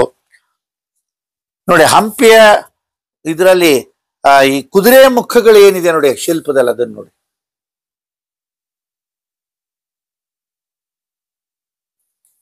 ಹಾಗೆ ನಾವು ಮುಂದೆ ಹೋದ್ರೆ ಇಲ್ಲಿ ಸಹ ಇನ್ನೂ ಅನೇಕ ದಾಖಲೆಗಳು ಸಿಗುತ್ತೆ. ಇವನ್ನೆಲ್ಲ ನೋಡ್ಲಿಕ್ಕೆ ತಾಳ್ಮೆ ಬೇಕು. ನಾನು ಏನ್ ಹೇಳ್ತೀನಿ ಅಂದ್ರೆ, ನಮ್ಮ ಜನ ದಯವಿಟ್ಟು ಯಾರೋ ತಪ್ಪು ತಿಳ್ಕೊಬೇಡಿ. ನಾ ಹೇಳಿದ್ರೆ ಕ್ರಿಕೆಟು, ಚಲನಚಿತ್ರ, ಮೊಬೈಲು, ರೀಲ್ಸು ಇದಕ್ಕೆ ಬಹಳ ಗಮನ ಕೊಡ್ತಾ ಇದ್ದೀರಿ. ತಮ್ಮ ಸಮಯವನ್ನ, ಶ್ರಮವನ್ನ, ದುಡ್ಡನ್ನ ಹಾಳು ಮಾಡ್ತಾ ಇದ್ದೀರಿ ಅಂತ ನಾನು ಒಬ್ಬ 75 ವರ್ಷದ ಅನುಭವಿಯಾಗಿ ಹೇಳ್ತಿದ್ದೀನಿ. ದಯವಿಟ್ಟು ಯಾರೂ ತಪ್ಪು ತಿಳ್ಕೊಬೇಡಿ. ದಯವಿಟ್ಟು ಇತಿಹಾಸದ ಸ್ಥಳಗಳನ್ನ ನೋಡಿ, ಪುರಾಣದ ಸ್ಥಳಗಳನ್ನ ನೋಡಿ, ಪ್ರವಾಸವನ್ನ ಮಾಡಿ, ಸಂಪಾದಿಸಿ ನೀವಿಟ್ರೆ ನೀವು ಹೋದ್ಮೇಲೆ ಏನೂ ಉಪಯೋಗ ಆಗಲ್ಲ, ಬೇರೆಯವ್ರಿಗೆ ಉಪಯೋಗ ಆಗುತ್ತೆ. ನೀವು ಕಷ್ಟಪಟ್ಟು ಸಂಪಾದಿಸಿದ್ದೆಲ್ಲ ನೀವು ಇರೋವಾಗ ಪ್ರವಾಸ ಮಾಡಿ, ವಾಸ್ತುಶಿಲ್ಪ ನೋಡಿ, ಮೂರ್ತಿ ಶಿಲ್ಪ ನೋಡಿ, ದೇವಾಲಯಗಳನ್ನು ನೋಡಿ, ದರ್ಗಾಗಳನ್ನು ನೋಡಿ, ಮಸೀದಿಗಳನ್ನು ನೋಡಿ, ಚರ್ಚ್ಗಳನ್ನು ನೋಡಿ, ನೂರಾರು ವರ್ಷದ ಹಳೆಯ ಶಿಲ್ಪಕಲೆ, ವಾಸ್ತುಶಿಲ್ಪ, ಮೂರ್ತಿ ಶಿಲ್ಪನ ನೋಡಿ, ಇತಿಹಾಸವನ್ನ ಸ್ವಲ್ಪ ದಯವಿಟ್ಟು ಓದಿ ಪ್ರವಾಸವನ್ನ ಮಾಡಿ ಅನ್ನೋದು ನನ್ನ ವಿನಂತಿ. ನಾನು ಯಾಕೆ ಹೇಳ್ತಾ ಇದ್ದೆ ಅಂದ್ರೆ, ನಾನು ಮಧ್ಯಮ ವರ್ಗದ ವ್ಯಕ್ತಿ ಆದ್ರೂ ಸಹ ಆಕಾಶವಾಣಿಯ ನಿವೃತ್ತ ಕಾರ್ಯಕ್ರಮ ಅಧಿಕಾರಿ. ನಾನು 121 ಪುಸ್ತಕ ಬರೀಬೇಕು ಅಂದ್ರೆ ನಂಗೆ ದಾಖಲೆಗಳು ಬೇಕು, ಸುತ್ತಾನೆ ಇರ್ತೀನಿ. ಇದುವರೆಗೆ ನಾನು ನನ್ನ ಹೆಂಡತಿ ಜೊತೆ 51 ವಿದೇಶಗಳಿಗೆ ಹೋಗಿದ್ದೀನಿ, ಅವುಗಳ ಬಗ್ಗೆ ಎಲ್ಲ ಪುಸ್ತಕ ಮಾಡ್ತಾ ಇದ್ದೀನಿ. ಭಾರತ ದೇಶದ 60 ಭಾಗ ಪ್ರವಾಸ ಮಾಡಿ ಅವುಗಳ ಬಗ್ಗೆ ಎಲ್ಲ ನೋಡಿ ಪುಸ್ತಕ ಬರೆದಿದ್ದೀನಿ. ಎಲ್ಲಕ್ಕೂ ನನ್ನಲ್ಲಿ ದಾಖಲೆಗಳಿದೆ. ದಾಖಲೆ ಇಲ್ಲದೆ ನಾನು ಏನೂ ಮಾತಾಡಲ್ಲ. ಆಮೇಲೆ ನಾನು ಪ್ರವಾಸ ಮಾಡಿದ ಮೇಲೆ ಬೇರೆಯವ್ರಿಗೆ ಪ್ರವಾಸ ಮಾಡಿರ್ತೀನಿ. ಬಹಳ ಜನ ಕೇಳ್ತಾರೆ, ದುಡ್ಡು ಯಾರಿಗೆ ಕೊಡ್ತಾರೆ? ಹೌದಪ್ಪ, ನೀವು ಸೈಟ್ ಮಾಡ್ತೀರಿ, ಮನೆಗಳನ್ನ ಮಾಡ್ತೀರಿ, ಒಳ್ಳೆ ಬಟ್ಟೆಗಳನ್ನ ತಗೊಳ್ತೀರಿ, ಚಿನ್ನವನ್ನ ಇಟ್ಕೊಳ್ತೀರಿ, ಆಭರಣಗಳನ್ನ ಮಾಡಿಸ್ತೀರಿ, ಏನು ಮಾಡಿ ಮೇಲೆ ಮಾಡಿ ಮನೆಗಳನ್ನ ಕಟ್ತೀರಿ. ಎಷ್ಟು ವರ್ಷ ಇರ್ತೀರಿ? ಗ್ಯಾರಂಟಿ ಇದೆಯೇನ್ರಿ ನಿಮಗೆ? ಎಷ್ಟು ವರ್ಷ ಇರ್ತೀರಿ? ಈಗ ನೋಡಿ, ನನ್ನ ಹೆಂಡತಿ ತುಂಬಾ ವರ್ಷ ಇರ್ತಾಳೆ ಅಂತ ಅನ್ಕೊಂಡೆ. ನನ್ನ ಹೆಂಡತಿ ಈಗ 68ನೇ ವಯಸ್ಸಿಗೆ ಇದ್ದಕ್ಕಿದ್ದಂಗೆ ರಾತ್ರಿ ಮಲಗದವಳು, ಬೆಳಗ್ಗೆ ಏಳಲಿಲ್ಲ. ಹಾಗೆ 8 ವರ್ಷದ ಕೆಳಗೆ ನನ್ನ ಮಗ ಅಶ್ವಿನ್ ಅಂತ ಒಬ್ಬನೇ ಮಗ, ಅವನಿಗೆ ಇದ್ದಕ್ಕಿದ್ದಂಗೆ ಜಾಂಡೀಸ್ ಬಂದು ಆ ಲಿವರ್ ಫೇಲ್ಯೂರ್ ಆಗಿ ಅವನು ಗತಿಸೋದ 8 ವರ್ಷಕ್ಕೆ. ಈಗ ನಾನು ಒಬ್ಬಂಟಿ ಆಗಿದ್ದೀನಿ. ಇದನ್ನ ಯಾಕೆ ಹೇಳ್ತಾ ಇದ್ದೀನಿ ಅಂದ್ರೆ, ದಯವಿಟ್ಟು ಯಾರು ದುರಂತ ಅಂತ ತಿಳ್ಕೊಬೇಡಿ, ನಾನು ಉತ್ಸಾಹದಿಂದನೇ ಇದ್ದೀನಿ. ಈ ಮಾತನ್ನು ನಾನು ಯಾಕೆ ಹೇಳ್ತಾ ಇದ್ದೀನಿ ಅಂದ್ರೆ, ಇರುವಾಗ ಅನುಭವಿಸಿ, ನಿಮ್ಮ ಸಮಯದ ಸದುಪಯೋಗ ಮಾಡ್ಕೊಳ್ಳಿ, ಪ್ರವಾಸ ಮಾಡಿ, ಪುಸ್ತಕಗಳನ್ನ ಕೊಂಡು ಓದಿ, ಸ್ಥಳಗಳಿಗೆ ಹೋಗಿ, ಅರಮನೆ ನೋಡಿ, ಅಥವಾ ಈಗ ದಸರಾ ಕಾಲದಲ್ಲಿ ಬೇರೆ ಬೇರೆ ಕಡೆ ಇದೆ. ನಾನು ಇನ್ನೇ ನೋಡಿ, ನಾನು ಲಿಂಗಾಂಬುದಿ ಕೆರೆಯ ಬಳಿ ಇರುವಂತ ಬಟಾನಿಕಲ್ ಗಾರ್ಡನ್ಗೆ ಹೋಗಿದ್ದೆ. ಅಲ್ಲಿ ಬಣ್ಣ ಬಣ್ಣದ ಹಾಡುಗಳ ಹಿನ್ನೆಲೆಯಲ್ಲಿ ವರ್ಣರಂಜಿತವಾದಂತ ಕಾರಂಜಿಗಳನ್ನು ನೋಡಿದೆ. ದಯವಿಟ್ಟು ಹೋಗಿ. ದಸರಾ ಒಂದು ಸಂಘಟನೆ ಮಾಡ್ಲಿಕ್ಕೆ, ಅರಮನೆಯನ್ನ ಸಿಂಗರಿಸ್ಲಿಕ್ಕೆ, ಅಥವಾ ಕಾರ್ಯಕ್ರಮ ಮಾಡ್ಲಿಕ್ಕೆ ಕರ್ನಾಟಕ ಸರ್ಕಾರ ಇರ್ಬೋದು, ಭಾರತ ಸರ್ಕಾರ ಇರ್ಬೋದು, ಬೇರೆ ಬೇರೆ ಕಡೆ ಮಾಡ್ತದೆ ದಸರಾ ವ್ಯವಸ್ಥೆ. ಇದ್ರ ಜೊತೆಗೆ ದೇವಸ್ಥಾನಗಳಲ್ಲೆಲ್ಲ ಪೂಜೆಗಳು ನಡೆಯುತ್ತೆ. ದಯವಿಟ್ಟು ಹೋಗಿ. ದೇವಸ್ಥಾನಗಳು ಅಂದ್ರೆ ಕೇವಲ ಹಿಂದೂಗಳ ಒಂದು ಪೂಜಾ ಸ್ಥಳ ಅಂತ ತಿಳ್ಕೊಬೇಡಿ. ಅಲ್ಲಿ ವಾಸ್ತುಶಿಲ್ಪ ಇದೆ, ಮೂರ್ತಿ ಶಿಲ್ಪ ಇದೆ, ಇತಿಹಾಸ ಇದೆ, ಭೂಗೋಳ ಇದೆ. ನಮ್ಮ ಚರಿತ್ರೆಯನ್ನ ತಿಳ್ಕೊಳ್ಳದೆ ಇದ್ರೆ ನಾವು ಭಾರತೀಯ ನಾಗರಿಕರಾಗ್ಲಿಕ್ಕೆ ಅರ್ಹರಲ್ಲ ಅನ್ನೋದು ನನ್ನ ಒಂದು ನಮ್ರ ಭಿನ್ನ. ಹಾಗೆ ನಾವು ಈ ಪುಸ್ತಕದ ಬಗ್ಗೆ ಬಂದಿರಿಸಿದ್ರೆ, ರತ್ನಾಕರ ವರ್ಣಿಯನ್ನು ಅವನು ಬರೆದಿರುವಂತ ಭರತೇಶ ವೈಭವ ಮಹಾಕೃತಿಯಲ್ಲಿ ಮಹಾನವಮಿ ಸಿಂಧು ಅನ್ನೋ ಅಧ್ಯಾಯದಲ್ಲಿ 14 ಮತ್ತು 15ನೇ ಶತಮಾನದ ದಸರಾ ಆಚರಣೆ ವೈಭವವನ್ನ ವಿವರಿಸಿದ್ದಾನೆ. ಇವನ್ನೆಲ್ಲ ನಾವು ಓದಿದ್ರೆ ಗೊತ್ತಾಗುತ್ತೆ. ಇನ್ನು ಈ ಮೈಸೂರು ಸಂಸ್ಥಾನದ ಪರಿಚಯ ಮಾಡ್ಕೊಡ್ತೀನಿ ಈಗ ನಾನು. ಇದು ಮಡ್ರಾಸ್ ಪ್ರಾವಿಷನ್ ಸೌತ್ 1909 ಪ್ರಕಾರ 1784ರಲ್ಲಿ ಮೈಸೂರು ಸಂಸ್ಥಾನದ ವಿವರ, ಅದರ ನಕಾಶೆ ಹೀಗಿದೆ.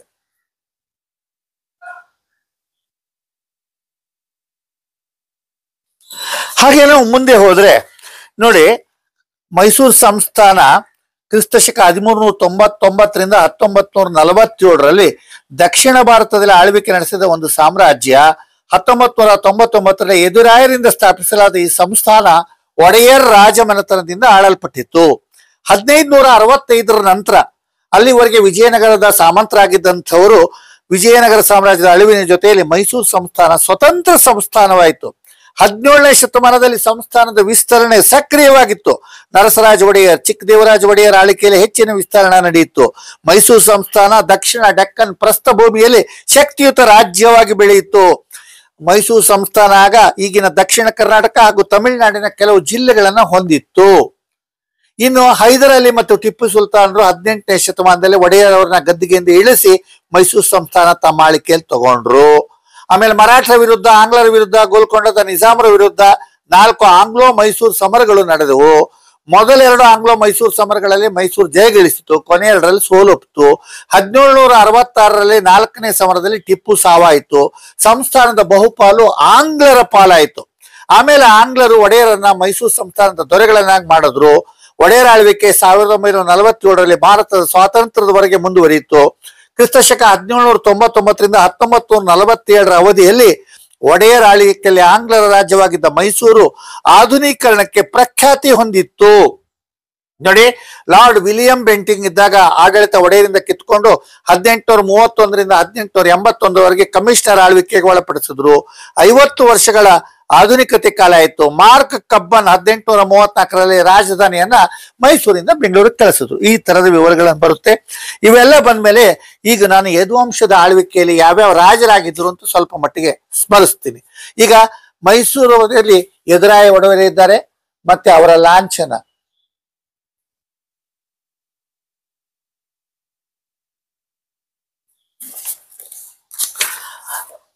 ಈಗ ನೋಡಿ, ನಾನು ಬೇಗ ಬೇಗ ಹೇಳ್ತೀನಿ. ಎದುರಾಯ ಒಡೆಯರು 1399ರಿಂದ 1423ರವರೆಗೆ ಇದ್ರು. ಆಮೇಲೆ ಅದಾದ್ಮೇಲೆ ಬಹಳ ಪ್ರಸಿದ್ಧರಾದವರು ಈ ದಸರಾವನ್ನ ತಂದವರು ಆಚರಣೆಗೆ ಮೊದಲನೇ ರಾಜ ಒಡೆಯರ್ ಕ್ರಿಸ್ತಶಕ 1578ರಿಂದ 1617ರವರೆಗಿದ್ರು.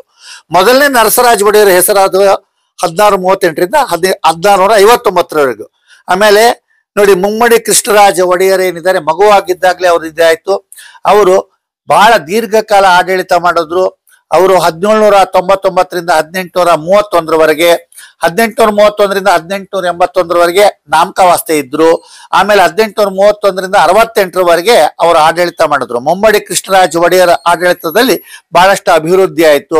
ನಾಲ್ವಡಿ ಕೃಷ್ಣರಾಜ ಒಡೆಯರವರು ಕ್ರಿಸ್ತಶಕ 1894ರಿಂದ 1940ರವರೆಗೆ ದೀರ್ಘಕಾಲ ಅವರ ಅಭಿವೃದ್ಧಿಯನ್ನ ಮಾಡಿದ್ರು. ನಿಮಗೆ ತೋರಿಸ್ಬೇಕಂದ್ರೆ ನೋಡಿ, ಅರಮನೆಯ ಲಕ್ಷ್ಮೀನಾರಾಯಣ ದೇವಸ್ಥಾನ. ಆಮೇಲೆ ರಾಜ ಒಡೆಯರ್ ಅವ್ರದ್ದು ಬಹಳ ಭಯಭಕ್ತಿಯಿಂದ ನಿಂತಂತ ಒಂದು ಫೋಟೋ ಇದೆ, ಭಕ್ತಿ ಭಂಗಿಯ ವಿಗ್ರಹ ಇದೆ. ಆಮೇಲೆ ಈ ರಾಜ ಒಡೆಯರ್ ಕಾಲದ ಒಂದು ಶಿಲಾಶಾಸನ ಇದೆ. ಹೀಗೆ ನಾವು ನೋಡ್ತಾ ಹೋದ್ರೆ ಏನೇನು ಆಯ್ತು ಅಂತ ಹೋದಾಗ, ಈಗ ಆಮೇಲೆ ನಮ್ಮ ಮೂಗುತಿಯ ಬಗ್ಗೆ ಪ್ರಸಂಗ ಬರುತ್ತೆ, ಅದೆಲ್ಲ ನಾನು ಹೇಳೋದಿಲ್ಲ. ಆದ್ರೆ ಶ್ರೀರಂಗಪಟ್ಟಣದ ನರಸಿಂಹಸ್ವಾಮಿ ದೇವಸ್ಥಾನದಲ್ಲರೂ ಮೊದಲನೇ ಕಂಠೀರವ ನರಸರಾಜ ಒಡೆಯರ್ ಅವರ ಮೂರ್ತಿ ಇದು.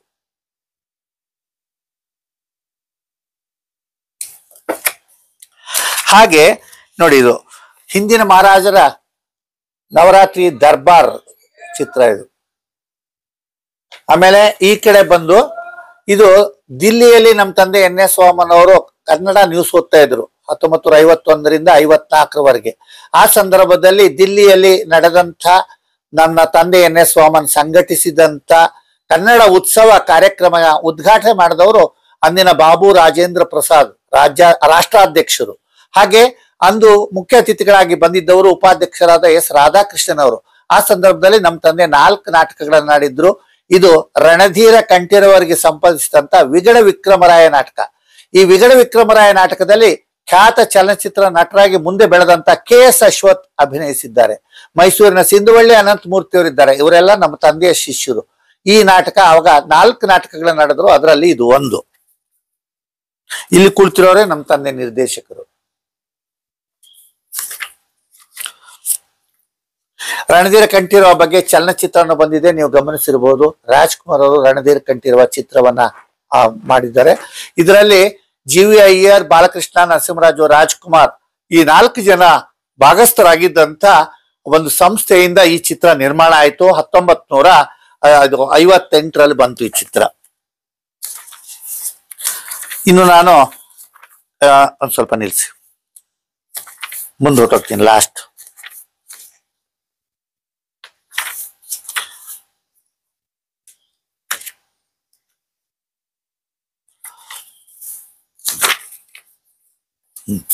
ಇಲ್ಲಿಂದ ಮುಂದೆ ಹೋಗ್ತೀನಿ. ಅರಮನೆಯಲ್ಲಿ ನಡೆದಂತ ವಿವಾಹ ಮಹೋತ್ಸವದ ಕೃಷ್ಣಾಜಮ್ಮಣ್ಣಿಯವರ ಇದನ್ನ ವಿವಾಹದ ಒಂದು ಲಗ್ನ ಪತ್ರಿಕೆ, ಇದು ಆಹ್ವಾನ ಪತ್ರಿಕೆ ನಮ್ಮ ಮುತ್ತಾತ ಅವ್ರಿಗೆ ಬಂದಿದ್ದು. ಹೌದು ಹೌದು. ಅಂದ್ರೆ ಆಗ ರಾಜರ ಕಾಲದಲ್ಲಿ 3 ಭಾಷೆಗಳಿದ್ದು.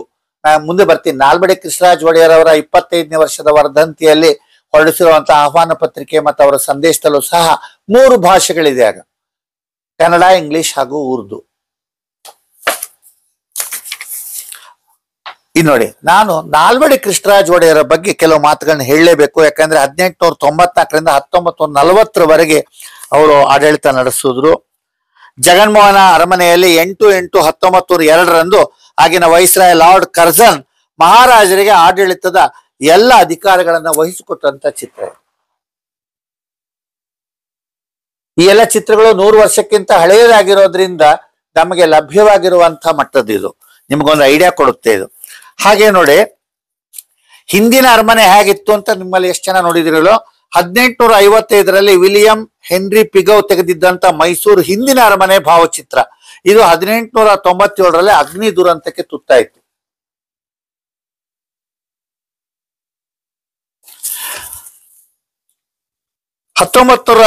ರಲ್ಲಿ ನಾಲ್ವಡಿ ಕೃಷ್ಣರಾಜ ಒಡೆಯರ್ ಅವರ ಚಿತ್ರ.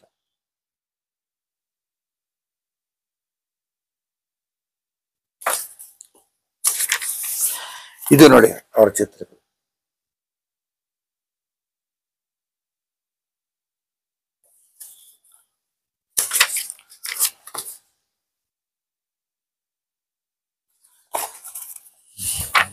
ಅವರು ವಾದ್ಯಗಳಿಗೆ ಬಹಳ ಇದು ಕೊಟ್ಟರು. ಆಮೇಲೆ ಮುಖ್ಯವಾಗಿ 1923ರಲ್ಲಿ ನಾಲ್ವಡಿ ಕೃಷ್ಣರಾಜ ಒಡೆಯರ್ ಅವರ ಜನ್ಮದಿನ ಉತ್ಸವ ಆಚರಣೆ ಆಯಿತು. ಆ ಸಂದರ್ಭದಲ್ಲಿ ಏನೇನು ಕಾರ್ಯಕ್ರಮಗಳಾಯ್ತು, ಪಟ್ಟಿ, ಅಲ್ಲಿ ಆಹ್ವಾನ ಪತ್ರಿಕೆ ಏನಿತ್ತು, ಇವೆಲ್ಲ ನಮ್ಮ ಮುತ್ತಜ್ಜಿಯವರ ದಾಖಲೆಗಳಿಂದ ನನಗೆ ಸಿಕ್ಕಿದಂತ ಮಾಹಿತಿ.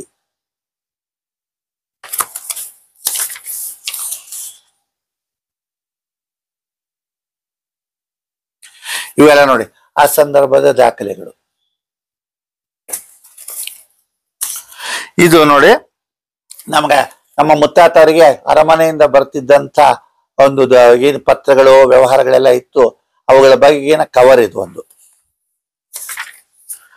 ಆಮೇಲೆ ಇದು ನೋಡಿ ವಿವಾಹ ಮಹೋತ್ಸವದ್ದು ಇನ್ನೊಂದು ಅರಮನೆಯದು, ಅದರಲ್ಲಿ ಅಗ್ನಿ ಪತ್ರಿಕೆ, ಆಹ್ವಾನ ಪತ್ರಿಕೆ. ಆಮೇಲೆ ಮುಖ್ಯವಾಗಿ ನಾನು ಹೇಳ್ಬೇಕಾದ್ದೇನೆಂದ್ರೆ, ಈ ನಾಲ್ವಡಿ ಕೃಷ್ಣರಾಜ ಒಡೆಯರ್ ಅವರ ಪಟ್ಟಾಭಿಷೇಕದ ರಜತ ಮಹೋತ್ಸವ ನಡೆದಾಗ ನೋಡಿ, ಇದು ಆಹ್ವಾನ ಪತ್ರಿಕೆ ನಮ್ಮ ಮುತ್ತಾತರಿಗೆ ಬಂದಿದ್ದು. ಮತ್ತೆ ಬಹಳ ಜನಕ್ಕೆ ಗೊತ್ತಿಲ್ಲ, ಆ ರಾಜರು ಕೊಟ್ಟಂತ ಸಂದೇಶ, ಆಗಿನ ಒಂದು ಡಾಕ್ಯುಮೆಂಟ್ಸು ಇಲ್ಲಿವೆ. ದರ್ಬಾರ್ ವೇಷಭೂಷಣ ಏನಿತ್ತು. ಈಗ ನೋಡ್ರಿ, 8/8/1927ಕ್ಕೆ ಬೆಳ್ಳಿ ಹಬ್ಬದ ಆಡಳಿತದ ಸಂದರ್ಭದಲ್ಲಿ ಪ್ರಕಟಿಸಲಾದಂತ ನಾಲ್ವಡಿ ಕೃಷ್ಣರಾಜ ಒಡೆಯರ್ ಅವರ ಸಹಿ ಹೊಂದಿರುವಂತ ವಿಶೇಷ ಭಾವಚಿತ್ರ ಇದು.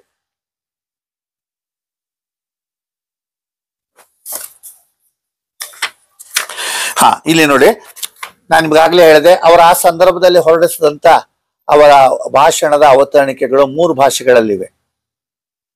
ಅದರಲ್ಲಿ ಕನ್ನಡದಲ್ಲಿ ಏನ್ ಬರೆದಿದ್ದಾರೆ ಅದು ಒಂದ್ ಸ್ವಲ್ಪ ಹಳೆಯ ಲಿಪಿ ತರ ಇದೆ, ಆಗಿನ ಕಾಲದ್ದು. ಅವರು ಏನ್ ಹೇಳಿದ್ದಾರೆ ಅನ್ನೋದನ್ನ ನಾನು ಹೇಳ್ತೀನಿ, ಓದ್ತೀನಿ. ಪ್ರಜೆಗಳು ರಜತ ಮಹೋತ್ಸವ ದರ್ಬಾರ್ನಲ್ಲಿ ಅರ್ಪಿಸಿದ ವಿಜ್ಞಾಪನಾ ಪತ್ರಿಕೆಗೆ ಮಹಾರಾಜರು ಕೊಟ್ಟಂತ ಉತ್ತರ: ನಮ್ಮ ರಾಜ್ಯಭಾರವು ಅತ್ಯಂತ ಬಿಗಿಯಾಗಿರುವಂತೆ ಮಾಡುವುದಕ್ಕೂ, ಕೃಷಿ, ಕೈಗಾರಿಕೆ, ವ್ಯಾಪಾರ ಮೊದಲಾದವುಗಳಿಗೆ ಸೌಲಭ್ಯಗಳು ಹೆಚ್ಚುವಂತೆ ಮಾಡುವುದಕ್ಕೂ, ವೃದ್ಧಿಗೆ ಬರುವುದಕ್ಕೆ ಎಲ್ಲರಿಗೂ ಅವಕಾಶ ಸಿಕ್ಕುವಂತೆಯೂ, ಪ್ರಪಂಚದ ರಾಜ್ಯಗಳಲ್ಲಿ ನಮ್ಮ ರಾಜ್ಯ ಅಗ್ರಗಣ್ಯವಾಗಿರುವಂತೆ ಮಾಡುವುದಕ್ಕೂ ಜಗದೀಶ್ವರನು ನಿಮಗೆ ಮನಸ್ಸನ್ನು, ಶಕ್ತಿಯನ್ನು ಕೊಡಲೆಂದು ನಾವು ಕೋರುತ್ತೇವೆ. ಎಲ್ಲಾ ಜಾತಿಯವರು, ಎಲ್ಲಾ ಕೋಮಿನವರು ನಮ್ಮ ಪ್ರಜೆಗಳಾಗಿರುತ್ತಾರೆ. ಎಲ್ಲರೂ ನಮ್ಮ ದೇಶದ ಮಕ್ಕಳು. ನಮಗಿಂತಲೂ ಹೀನ ಸ್ಥಿತಿಯಲ್ಲಿ ಇರತಕ್ಕವರು ಒಳ್ಳೆಯ ಸ್ಥಿತಿಗೆ ಬರಬೇಕು. ಎಲ್ಲರೂ ಮುಂದಾಳುಗಳಾಗಬೇಕು. ಎಲ್ಲರೂ ನೆಮ್ಮದಿಯಾಗಿರಬೇಕು. ಈಗಿನ ವಿದ್ಯಾರ್ಥಿಗಳು, ವಿದ್ಯಾರ್ಥಿನಿಯರು ಸೌಹಾರ್ದದ ಪರಾಕಾಷ್ಠವನ್ನು ಹೊಂದಬೇಕು. ದೇಶಭಕ್ತರಾಗಿಯೂ ಆಗಬೇಕು. ಅವರು ದೊಡ್ಡವರಾದ ಮೇಲೆ ನಮ್ಮ ಸ್ಥಳವನ್ನು ಅವರು ತೆಗೆದುಕೊಳ್ಳುವರು. ಈ ಮಾತೃಭೂಮಿಯ ಕ್ಷೇಮಾಭಿವೃದ್ಧಿ ವಿಷಯದಲ್ಲಿ ಅವರು ಬದ್ಧರಾಗಿರುವರು.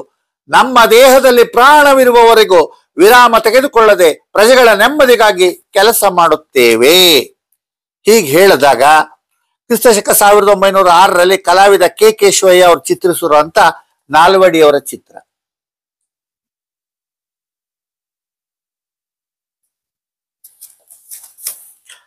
ಆಮೇಲೆ ಅವ್ರು ಏನೇನು ಸ್ಥಾಪನೆ ಮಾಡಿದ್ರು ಅಂತ ಹೇಳಿದ್ರೆ, ಆ ಕಾಲದಲ್ಲಿ ತಮ್ಮ ದಿವಾನರ ಮೂಲಕ ನೋಡಿ, ಇಲ್ಲಿ 4 ಪೇಜ್ 41ನ್ನ ಅವರು ಮಾಡಿದ್ದಾರೆ. 41 ಕ್ಷೇತ್ರಗಳಲ್ಲಿ ಮಾಡಿದ್ದಾರೆ. ಆಗಿನ ಸಂಪದ ಅಭ್ಯುದಯ ಅನ್ನೋ ಪತ್ರಿಕೆಯಲ್ಲಿ ಮಹಾರಾಜರ 25ನೇ ವರ್ಷದ ಆಡಳಿತದ ವರ್ಧಂತಿಯ ಹಬ್ಬದ ಒಂದು ವಿವರಗಳೆಲ್ಲ ಬಂದಿವೆ ಅದರಲ್ಲಿ. ಆಗಿನ ಕಾಲದಲ್ಲಿ ನೋಡಿ, ಅವೆಲ್ಲ ಸುಮಾರು ಪುಟಗಳು ಬಂದಿದೆ. ಆಸಕ್ತಿ ಇರೋರು ಬಂದು ಓದ್ಬಹುದು. ಇದು ನೋಡಿ, ಸಂಪದ ಅಭ್ಯುದಯದ ಸೋಮವಾರ 8 ಆಗಸ್ಟ್ 1927 ಆ ಪೇಪರ್. ಇದೆಲ್ಲ ನಿಮ್ಗೆ ಎಲ್ಲಿ ಸಿಗದೇ ಇಲ್ಲ, ಬಹಳ ಕಷ್ಟಪಟ್ಟು ಹುಡುಕಿದ್ರೆ ಮಾತ್ರ ಸಿಗುತ್ತೆ. ಇದಾದ್ಮೇಲೆ ಮಹಾರಾಜರವರ ರೇಸೋ ಮಹೋತ್ಸವದಲ್ಲಿ ಈ PR ರಾಮಯ್ಯನವರು ಬಾಗಲಕೋಟೆಯ ಕನ್ನಡಿಗ ಪತ್ರಿಕೆಗೆ ಬರೆದಂತ ಲೇಖನ ಇಲ್ಲಿದೆ ನೋಡಿ.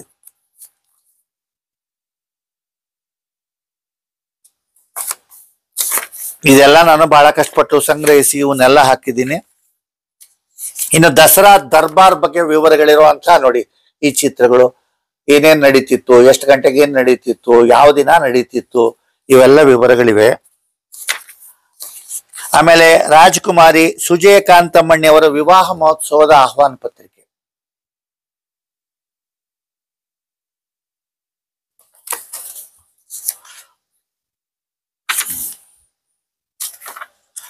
ಇದರಲ್ಲಿ ನಾನು ಒಂದು ವಿಶೇಷ ಉಲ್ಲೇಖವನ್ನ ಮಾಡಬೇಕು. ಮಹಾರಾಜರು ಹಿಂದೂ ಮುಸ್ಲಿಮರ ಒಂದು ಎಲ್ಲರನ್ನ ಸಮಾನವಾಗಿ ಕಾಡ್ತಿದ್ರು. ಯಾವ ಜಾತಿ ಧರ್ಮ ಇದ್ರ ಭೇದವಿಲ್ಲದೆ ಅವರ 25ನೇ ವರ್ಷದ ಆಡಳಿತದ ಒಂದು ಅವರು ಹೊರಡಿಸಿರುವಂತ ಪತ್ರದಲ್ಲೂ ಸಹ ಅದನ್ನು ತೋರಿಸಿದ್ದಾರೆ. ಎಲ್ಲರೂ ಸಮಾನರು, ಎಲ್ಲರೂ ಚೆನ್ನಾಗಿ ಮುಂದೆ ಬರಬೇಕು ಅಂತ. ಈ ಮಹಾರಾಜರು ಯುವಕರಾಗಿದ್ದಾಗ ಕುದುರೆ ಸವಾರಿ, ಆನೆ ಸವಾರಿ ಎಲ್ಲ ಮಾಡ್ತಿದ್ರು. ಇದನ್ನ ಕಲಿಸೋದಕ್ಕೆ ಮುಸ್ಲಿಮರು ಬರ್ತಾ ಇದ್ರು. ಮಹಾರಾಜರಿಗೆ ಕುದುರೆ ಸವಾರಿ ಕಲಿಸ್ತಾ ಇದ್ರು. ನಾಲ್ವಡಿ ಕೃಷ್ಣರಾಜ ಒಡೆಯರಿಗೆ ಸೈಯದ್ ಮೊಹಮ್ಮದ್ ಅನ್ನುವಂತ ಕುದುರೆ ಸವಾರಿ ಕಲಿಸ್ತಾ ಇದ್ದ. ಒಂದಿನ ಮಹಾರಾಜರು ಆತ ಹೇಳ್ಕೊಟ್ಟಂತೆ ಮಾಡ್ಲಿಲ್ವಂತೆ. ಅವನಿಗೂ ಹೇಳ್ಕೊಟ್ಟು ಸಾಕಾಗಿತ್ತೆ ಕಾಣುತ್ತೆ. ಅವನು ಅವಸರದಲ್ಲಿ ಕೋಲ್ನಿಂದ ನಾಲ್ವಡಿ ಕೃಷ್ಣರಾಜ ಒಡೆಯರಿಗೆ ಒಂದು ಏಟ್ ಹಾಕ್ಬಿಟ್ಟಂತೆ. ಆಮೇಲೆ ಅಯ್ಯಯ್ಯೋ ನಾನು ಮಹಾರಾಜರಿಗೆ ಹೊಡೆದ್ ಬಿಟ್ನಲ್ಲ ಅಂತ ಗಡ ಗಡ ಗಡ ಗಡ ನಡಿಗೆ ಕೆಳಗೆ ಬಿದ್ದ್ಬಿಟ್ನಂತೆ. ರಾಜರು ಯಾವ ಶಿಕ್ಷೆ ವಿಧಿಸ್ತಾರೋ ಅನ್ನೋ ಭಯ, ತನ್ನನ್ನು ಕ್ಷಮಿಸಿ ಅಂತ ಬೇಡ್ಕೊಳ್ಳೋ ತ್ರಾಣ ಕೂಡ ಆತನಿಗೆ ಇರ್ಲಿಲ್ಲ. ಆಗ ಮಹಾರಾಜರ ತಾಯಿ ಬಂದು ಹೇಳಿದ್ರಂತೆ, ನೀನ್ ಯಾವುದಕ್ಕೂ ಹೆದರಬೇಡ, ನೀನ್ ಯಾವುದೇ ತಪ್ಪು ಮಾಡಿಲ್ಲ, ನೀನು ಈ ಗೇಟ್ ಹಾಕಿದ್ದು ನಿನ್ನ ಶಿಷ್ಯನಿಗೆ ಹೊರತು ಮಹಾರಾಜರಿಗಲ್ಲ ಅಂತ ಸಮಾಧಾನ ಪಡಿಸಿದ್ರಂತೆ. ರಾಜ ಮಹಾರಾಜರ ಕಾಲದಿಂದಲೂ ದಸರಾ ಹಬ್ಬದಲ್ಲಿ ಮುಸ್ಲಿಮರು ಕ್ರೈಸ್ತರು ಸಕ್ರಿಯವಾಗಿ ಪಾಲ್ಗೊಳ್ತಿದ್ರು. ಮಹಾರಾಜರ ಜಂಬೂ ಸವಾರಿ ಹೊರಬರ್ತಿರುವಾಗ ಮೆರವಣಿಗೆ ಮಾರ್ಗದಲ್ಲಿ ನಿರ್ದಿಷ್ಟ ಸ್ಥಳದಲ್ಲಿ ಮುಸ್ಲಿಮರು, ಕ್ರೈಸ್ತರು, ಜೈನರು, ಬೌದ್ಧರು ನಿಂತು ಮಹಾರಾಜರ ಮೇಲೆ ಪುಷ್ಪವೃಷ್ಟಿ ಮಾಡ್ತಿದ್ರಂತೆ. ಮಹಾರಾಜರು ಕೂಡ ಆಗ ಪ್ರಸಾದವನ್ನ ದಯಪಾಲಿಸ್ತಿದ್ರು. ದಸರಾ ಮೆರವಣಿಗೆಯಲ್ಲಿ ಸಾಗುವ ಆನೆ ಗಾಡಿಯಲ್ಲಿ ಮುಸ್ಲಿಮರೇ ಇರ್ತಾ ಇದ್ರು. ಹಾಗೆ ಕ್ರೈಸ್ತರು ಸೈಂಟ್ ಫಿಲಾಮಿನಾ ಚರ್ಚ್ ಬಳಿ ಮಹಾರಾಜರ ಭಾವಚಿತ್ರ ಇಟ್ಟು ಮಹಾರಾಜರಿಗೆ ನಾಡಿಗೆ ಒಳಿತಾಗಲಿ ಅಂತ ಪ್ರಾರ್ಥನೆ ಮಾಡ್ತಿದ್ರಂತೆ. ಹೀಗೆ ಎಲ್ಲರ ಜೊತೆ ಅವರಿಗೆ ಇದು ಮೈಸೂರು ಅರಮನೆಯ ಆಗಿನ ಕಾಲದ ಉದ್ಯೋಗಿಗಳು. ಹೀಗೆ ನಾನು ಈ ಪುಸ್ತಕದಲ್ಲಿ ಹೇಳ್ತಾ ಹೋದ್ರೆ, ಆಮೇಲೆ ನೋಡಿ 1913ರಲ್ಲಿ ಮಹಾರಾಜರು ಅನೇಕ ಮೆಡ್ಲ್ಗಳನ್ನ ಕೊಟ್ಟರು ಸಾಧಕರಿಗೆ, ರಾಜ್ಯದ ಸೇವೆ ಮಾಡಿದವರಿಗೆ. ಇದರಲ್ಲಿ ಅದ್ರ ಹೆಸರು ಮಾತ್ರ ಹೇಳ್ತೀನಿ. ಇದರಲ್ಲಿ 1913ನೇ ಇಸ್ವಿಯಲ್ಲಿ ಮೈಸೂರು ಪಬ್ಲಿಕ್ ಸರ್ವಿಸ್ ಮೆಡಲ್ ಅಂತ ಕೊಟ್ರು. ಇದು 10,000 ರೂಪಾಯಿಗಿಂತ ಹೆಚ್ಚಿನ ಬೆಲೆ ಉಳ್ಳಂತ ಪದಕ. ಸಾರ್ವಜನಿಕ ಸೇವೆಯಲ್ಲಿನ ಚಟುವಟಿಕೆ ಕೊಡ್ತಾ ಇದ್ರು. 26/1/56ರಲ್ಲಿ ಆರಂಭಿಸಲಾದ ಕೈಸರಿ ಐ ಹಿಂದ್ ಪದಕದ ಮಾದರಿಯಲ್ಲಿ ಇದಿತ್ತು. 21/8/1919 ಮಹಾರಾಜರ ಪೊಲೀಸ್ ಮೆಡಲ್ ಆರಂಭವಾಯಿತು. ಆಮೇಲೆ ಮೈಸೂರು ಸರ್ಟಿಫಿಕೇಟ್ ಆಫ್ ಮೆರಿಟ್, ದೀರ್ಘ ಹಾಗೂ ಅತ್ಯುತ್ತಮ ಸೇವೆ ಮಾಡಿದ ಗಂಡಬೇರುಂಡ ಪ್ರಶಸ್ತಿ ಪಡೆಯದ ರಾಜ್ಯ ನೌಕರರು ಹಾಗೂ ಅಧಿಕಾರಿಗಳಿಗಿತ್ತು. ಜಯಚಾಮರಾಜ ಒಡೆಯರ್ ಅವರು ಯದುವಂಶದ ಒಡೆಯರ್ ರಾಜಮನೆತನದ 25ನೇ ಹಾಗೂ ಕೊನೆಯ ರಾಜರು. ಇವರು 1940ರಿಂದ 1950ರವರೆಗೆ ಇದ್ರು. ಅವರು ಮುಂದೆ ಏನಾಯ್ತು ಅಂದ್ರೆ, ರಾಜ ಒಂದು ಸನ್ನಿಧಿಗೆ ಭಾರತೀಯ ದೇಶದ ಒಕ್ಕೂಟಕ್ಕೆ ಸೇರ್ಕೊಂಡಾಗ ಅವರು ಮುಂದೆ ಗವರ್ನರ್ ಆದ್ರು. ರಾಷ್ಟ್ರಕವಿ ಕುವೆಂಪು ಅವರು ಜಯಚಾಮರಾಜ ಒಡೆಯರ್ ಬಗ್ಗೆ ಏನ್ ಹೇಳಿದ್ದಾರೆ ಅಂದ್ರೆ, ಎಲ್ಲರೂ ಸಿಂಹಾಸನಾಧೀಶರಾಗಿ ಮಹಾರಾಜರಾದ್ರೆ ಇವರು ಅದನ್ನ ತ್ಯಜಿಸಿಯೇ ಮಹಾರಾಜರಾದರು ಅಂತೇಳಿ. ಮುಂದೆ ರಾಜ ಪ್ರಮುಖರಾದ್ರು ಅವರು 26/1/50ರಿಂದ 1/11/56ರವರೆಗೆ. 1/11/56ರಿಂದ 4/5/64ರವರೆಗೆ ಅಖಂಡ ಮೈಸೂರು ರಾಜ್ಯದ ಮೊದಲ ರಾಜ್ಯಪಾಲರಾದ್ರು. ಹೀಗಾಗಿ ಇವ್ರ ಬಳಿ ಎಲ್ಲ ಬೇಕಾದಷ್ಟು ಸಂಗೀತಗಳಿತ್ತು. ಎಲ್ಲ ಅವರ ಅರಮನೆಯಲ್ಲಿ ದೊಡ್ಡ ದೊಡ್ಡ ಸಾಹಿತಿಗಳು, ಸಂಗೀತಗಾರರೆಲ್ಲ ಇದ್ರು. ಇವರ ಆಸ್ಥಾನ ವಿದ್ವಾನ್ ವಾಸುದೇವಾಚಾರ್ಯರ ಬಳಿ ಕರ್ನಾಟಕ ಸಂಗೀತ ಕಲ್ತರು. ವೆಂಕಟಗಿರಿಯ ಪಾತ್ರ ವೀಣಾವಾದನ ಕಲ್ತರು. ಚಿತ್ಪ್ರಭಾನಂದ ಅನ್ನೋ ಹೆಸರಿನಲ್ಲಿ ಶ್ರೀವಿದ್ಯಾ ರಹಸ್ಯಗಳನ್ನ ಅಡಿಲಿಕ್ಕೆ ಗುರುಗಳಿದ್ರು. ಶಿಲ್ಪಿ ಸಿದ್ಧಲಿಂಗ ಸ್ವಾಮಿಗಳಿದ್ರು. ಶ್ರೀವಿದ್ಯಾ ಹೆಸರಿನಲ್ಲಿ ಮೈಸೂರು ಮಹಾರಾಜರು 94 ಕರ್ನಾಟಕ ಸಂಗೀತದ ಕೃತಿಗಳನ್ನ ರಚಿಸಿದ್ದಾರೆ. ಅದಲ್ಲದೆ ಅವರು ಮೈಸೂರಿನ ರಾಮಾನುಜ ರಸ್ತೆಯಲ್ಲಿರುವಂತ ಕಾಮಕಾಮೇಶ್ವರಿ ದೇವಾಲಯ, ಮೈಸೂರು ಅರಮನೆ ಕೋಟೆಯೊಳಗಿರೋ ಭುವನೇಶ್ವರಿ, ಗಾಯತ್ರಿ ಮಂದಿರಗಳಿವೆಲ್ಲ ಇದೆ. ಈ 3 ದೇವಾಲಯಗಳ ಶಿಲ್ಪಿ ಮಹಾರಾಜರ ಗುರು ಹಾಗೂ ಪ್ರಸಿದ್ಧ ಶಿಲ್ಪಿ ಸಿದ್ಧಲಿಂಗ ಸ್ವಾಮಿ. ಇವರ ಆಸ್ಥಾನದಲ್ಲಿ ಯಾರ್ಯಾರಿದ್ರು ಗೊತ್ತಾ? ಖ್ಯಾತ ಸಂಗೀತಗಾರರು, ಕರ್ನಾಟಕ ಸಂಗೀತದ ದಿಗ್ಗಜರು, Mysore Vasudevachar, Veena Venkatagiriyappa, B Devendrappa, V Doreswamy Iyengar, T Chowdaiah, Tiger Varadachar, Channakeshavaiah, Titte Krishna Iyengar, S S Mariyappa, S N Mariyappa, Chintalapalli Ramachandra Rao, R N Doreswamy, H N Vaidyalinga Bhagavatar. ಇನ್ನು ಮೈಸೂರು ವಿಶ್ವವಿದ್ಯಾಲಯದ ಸಂಗೀತ ಹಾಗೂ ನೃತ್ಯ ವಿಶ್ವವಿದ್ಯಾಲಯದ ಕಾಲೇಜಿನ ಮೊದಲ ಪ್ರಾಚಾರ್ಯರಾಗಿದ್ದವರು ಪ್ರೊಫೆಸರ್ ಮೈಸೂರು ವಿ ರಾಮರತ್ನಂ. ಇವರು 1980ರ ದಶಕದಲ್ಲಿ ಕರ್ನಾಟಕ ಸಂಗೀತಕ್ಕೆ ಒಡೆಯರವರ ಪ್ರೋತ್ಸಾಹ ಹಾಗೂ ಕೊಡುಗೆ ಅಂತ ಸಂಶೋಧನೆ ಮಾಡಿದ್ರು. ಭಾರತ ಸರ್ಕಾರದ ಯೂನಿವರ್ಸಿಟಿ ಗ್ರಾಂಟ್ಸ್ ಕಮಿಷನ್ ಪ್ರಾಯೋಜಕತ್ವದಲ್ಲಿ ಈ ಸಂಶೋಧನೆ ನಡೆಯಿತು. ಕನ್ನಡ ಪುಸ್ತಕ ಪ್ರಾಧಿಕಾರ ಪ್ರಕಟಿಸಿದ ಪುಸ್ತಕದ ಹೆಸರು contribution and patronage of Wodeyars to music ಅಂತ. ಜಯಚಾಮರಾಜ ಗ್ರಂಥ ರತ್ನಮಾಲಾ ಮಾಲಿಕೆಯಲ್ಲಿ ಅನೇಕ ಶಾಸ್ತ್ರೀಯ ಸಂಸ್ಕೃತ ಕೃತಿಗಳನ್ನ ಕನ್ನಡಕ್ಕೆ ತರೋ ಕೆಲಸಕ್ಕೆ ಮಹಾರಾಜರು ಪ್ರಾಯೋಜಕತ್ವ ಮಾಡಿದ್ರು. ಋಗ್ವೇದದ 35 ಭಾಗಗಳು ಇದ್ವು. ಇವೆಲ್ಲ ಪ್ರಾಚೀನ ಸಂಸ್ಕೃತದ ಗ್ರಂಥಗಳು. ಆಸ್ಥಾನದ ಜ್ಯೋತಿಷಿ ಹಾಗೂ ಮೈಸೂರು ಅರಮನೆಯ ಧರ್ಮಾಧಿಕಾರಿ ದಿವಂಗತ ಎಚ್ ಗಂಗಾಧರ ಶಾಸ್ತ್ರಿ ಅವರು ಈ ಪುಸ್ತಕಗಳಿಗೆ ಸಾಕಷ್ಟು ಕೊಡುಗೆ ಕೊಟ್ಟಿದ್ದಾರೆ. ಹಾಗೆ ನನ್ನ ತಂದೆ ಎನ್ ಎಸ್ ವಾಮನ್ ಅವರ ಆತ್ಮೀಯ ಮಿತ್ರ, ಖ್ಯಾತ ಛಾಯಾಗ್ರಾಹಕರಾಗಿದ್ದ ಮೈಸೂರಿನ ಟಿ ಎಸ್ ಸತ್ಯನವರು ತಮಗೂ ಮಹಾರಾಜ ಜಯಚಾಮರಾಜ ಒಡೆಯರ್ ಅವರಿಗೂ ಇದ್ದ ಆತ್ಮೀಯ ಸ್ನೇಹದ ಬಗ್ಗೆ ಹೇಳಿರೋ ವಿವರಗಳು ಬಹಳ ಇದೆ. ಅವರು ಕ್ಯಾಮ್ರಾ ತಪ್ಪಿಸ್ಕೊಂಡಿದ್ದು, ಒಂದು ಭೇಟಿಗೆ ಮತ್ತೆ ಬೇರೆ ಬೇರೆ ಸಂದರ್ಭಗಳಲ್ಲಿ ಜಯಚಾಮರಾಜ ಒಡೆಯರ್ ಜೊತೆ ಕಾಡಿಗೆ ಹೋಗಿದ್ದು, ಇವುಗಳ ಬಗ್ಗೆ ಎಲ್ಲ ಹೇಳಿದ್ದಾರೆ. ಸಮಯದ ಹಿಂದೆ ಒಂದು ಕಡಿಮೆ ಇರೋದ್ರಿಂದ ನಾನು ಇದನ್ನು ಹೇಳ್ತಾ ಇಲ್ಲ. ಹಾಗೆ ರಾಜ ಒಂದು ಗಂಡು ಬೇರುಂಡ ಲಾಂಛನ ಹೊಂದಿದ್ದ ರೋಲ್ಸ್ ರಾಯ್ ಕಾರ್ ನಲ್ಲಿ ಅವ್ರು ಜೆ ಎನ್ ಅಯ್ಯರ್ ಅವರನ್ನು ಬಂದು ಟಿ ಎಸ್ ಸತ್ಯನ್ ಅವ್ರನ್ನ ಅರಮನೆಗೆ ಕರ್ಕೊಂಡು ಹೋಗಿದ್ದು, ಅಲ್ಲಿ ಮಾತಾಡಿದ್ದು, ಇವುಗಳ ಬಗ್ಗೆ ಎಲ್ಲ ಹೇಳಿದ್ದಾರೆ. ಹಾಗೆ ಜಗನ್ಮೋಹನ ಅರಮನೆಯಲ್ಲಿ ತಮ್ಮ ಕೈಗಳಿಂದ ನನ್ನ BA ಪದವಿ ಪ್ರಮಾಣ ಪತ್ರ ಸ್ವೀಕರಿಸಿದ್ದು ನನ್ನ ಭಾಗ್ಯ ಅಂತ ಹೇಳಿ ಮಹಾರಾಜರ ಬಗ್ಗೆ ಡಾಕ್ಟರ್ ಸರ್ವಪಲ್ಲಿ ರಾಧಾಕೃಷ್ಣನ್ ಅವರು ನೆನಪಿಸಿಕೊಂಡಿದ್ದಾರೆ. ಮಹಾರಾಜರು ನೆನಪಿಸಿಕೊಂಡಂತೆ ಅವರ ದತ್ತಾತ್ರೇಯ ಹೆಸರಿನ ತತ್ವಶಾಸ್ತ್ರ ಪುಸ್ತಕಕ್ಕೆ ರಾಧಾಕೃಷ್ಣನ್ ಅವರೇ ಮುನ್ನುಡಿ ಬರೆದಿದ್ದಾರಂತೆ. ಹೀಗೆ ಅನೇಕ ದಾಖಲೆಗಳನ್ನ ಆಧರಿಸಿ ಬಂದಾಗ ಕೊನೆಗೆ ಈ 1956ರ ದಸರಾ ಸಂದರ್ಭದಲ್ಲಿ ಒಂದೆಡೆ ಹಾಕಿದ್ದ 3 ತಲೆಮಾರಿನ ಮೈಸೂರು ರಾಜರ ಭಾವಚಿತ್ರ ಇಲ್ಲಿದೆ.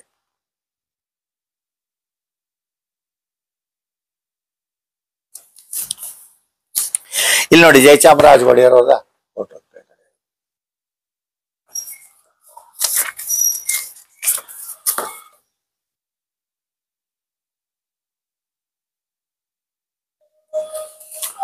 ಹಾಗೆ ಜಯಚಾಮರಾಜ ಒಡೆಯರ್ ಅವರಿಗೆ ಆ ಕಾಲದಲ್ಲಿ ಒಂದು ಪತ್ರವನ್ನ ಬರೆದಿದ್ರು. ನಮ್ಮ ತಾಯಿಯ ಸೋದರ ಮಾವನ ಮಗ ಶ್ರೀಕಂಠನ ಅವರು ಲಕ್ಷ್ಮೀಪುರಂದಿಂದ ಒಂದು ಕಾರ್ಯಕ್ರಮಕ್ಕೆ ಬರಲಿಕ್ಕೆ ಆಹ್ವಾನಿಸಿ ಜಯಚಾಮರಾಜ ಒಡೆಯರಿಗೆ ಬರೆದಿದ್ದಂತ ಪತ್ರ.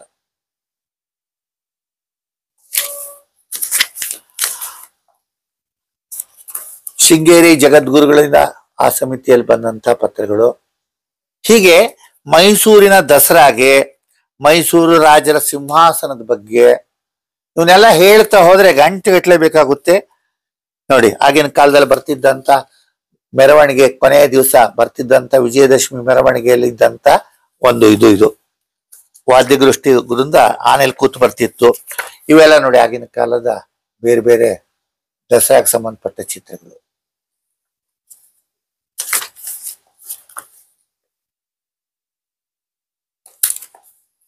ಅರಮನೆ ಗೊಂಬೆ ತೊಟ್ಟಿ ಇದು. ಆಮೇಲೆ ಇದು ನೋಡಿ, ಅರಮನೆಯಲ್ಲಿರುವಂತ ಸರಸ್ವತಿ ಚಿತ್ರ ಇದು. ಸರಸ್ವತಿ ಪೂಜೆಯ ಮಂತ್ರಗಳ ಬಗ್ಗೆನೂ ಸಹ ಅಲ್ಲಿ ದಾಖಲೆ ಇದೆ, ಅದನ್ನು ಓದ್ತೀನಿ. ಸರಸ್ವತಿ ನಮಸ್ತುಭ್ಯಂ ಒಂದೇ ಕಾಮರೂಪಿಣಿ ವಿದ್ಯಾರಂಭಂ ಕರಿಷ್ಯಾಮಿ ಸಿದ್ಧಿರ್ಭವತು ಮೇ ಸದಾ ಅಂತ ಹೇಳಿ ಸರಸ್ವತಿ ಪೂಜೆ ನಡೀತದೆ. ಆಮೇಲೆ ಇಲ್ಲಿ ನೋಡಿ, ಶ್ರೀಕಂಠದತ್ತ ಒಡೆಯರ್ ಇದ್ದಾಗ ಮಾಡ್ತಿದ್ದಂತ ಪೂಜೆ. ಇದು ನೋಡಿ ದುರ್ಗಾ ಪೂಜೆ.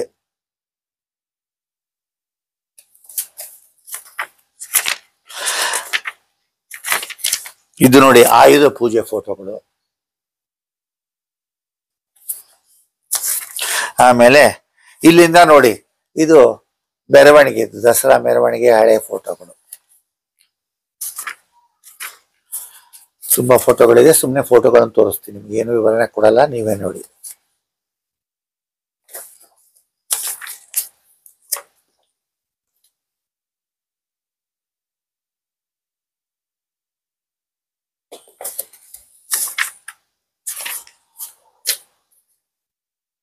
ಇಲ್ಲಿದ್ದಂತ ಒಂದು ಭಕ್ತಿ, ಉತ್ಸಾಹ, ಗಾಂಭೀರ್ಯ, ನಾಡ ಪ್ರೇಮ,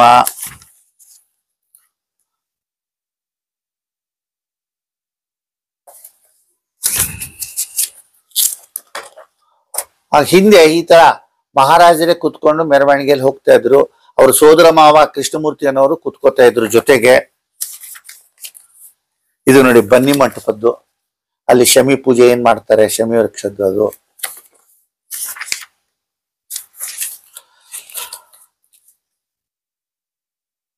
ಮೆರವಣಿಗೆ ಹೊರಡೋದಕ್ ಮೊದಲು ಆನೆ ತಿಲಕ ಇಡ್ತಿದ್ದದ್ದು. ಇವೆಲ್ಲ ನೋಡಿ ಅರಮನೆ ಇರುವಂತ ಪೇಂಟಿಂಗ್ಸ್, ಇದು ಹಿಂದಿನ ಒಂದು ದಸರಾ ಮೆರವಣಿಗೆ ಬಗ್ಗೆ.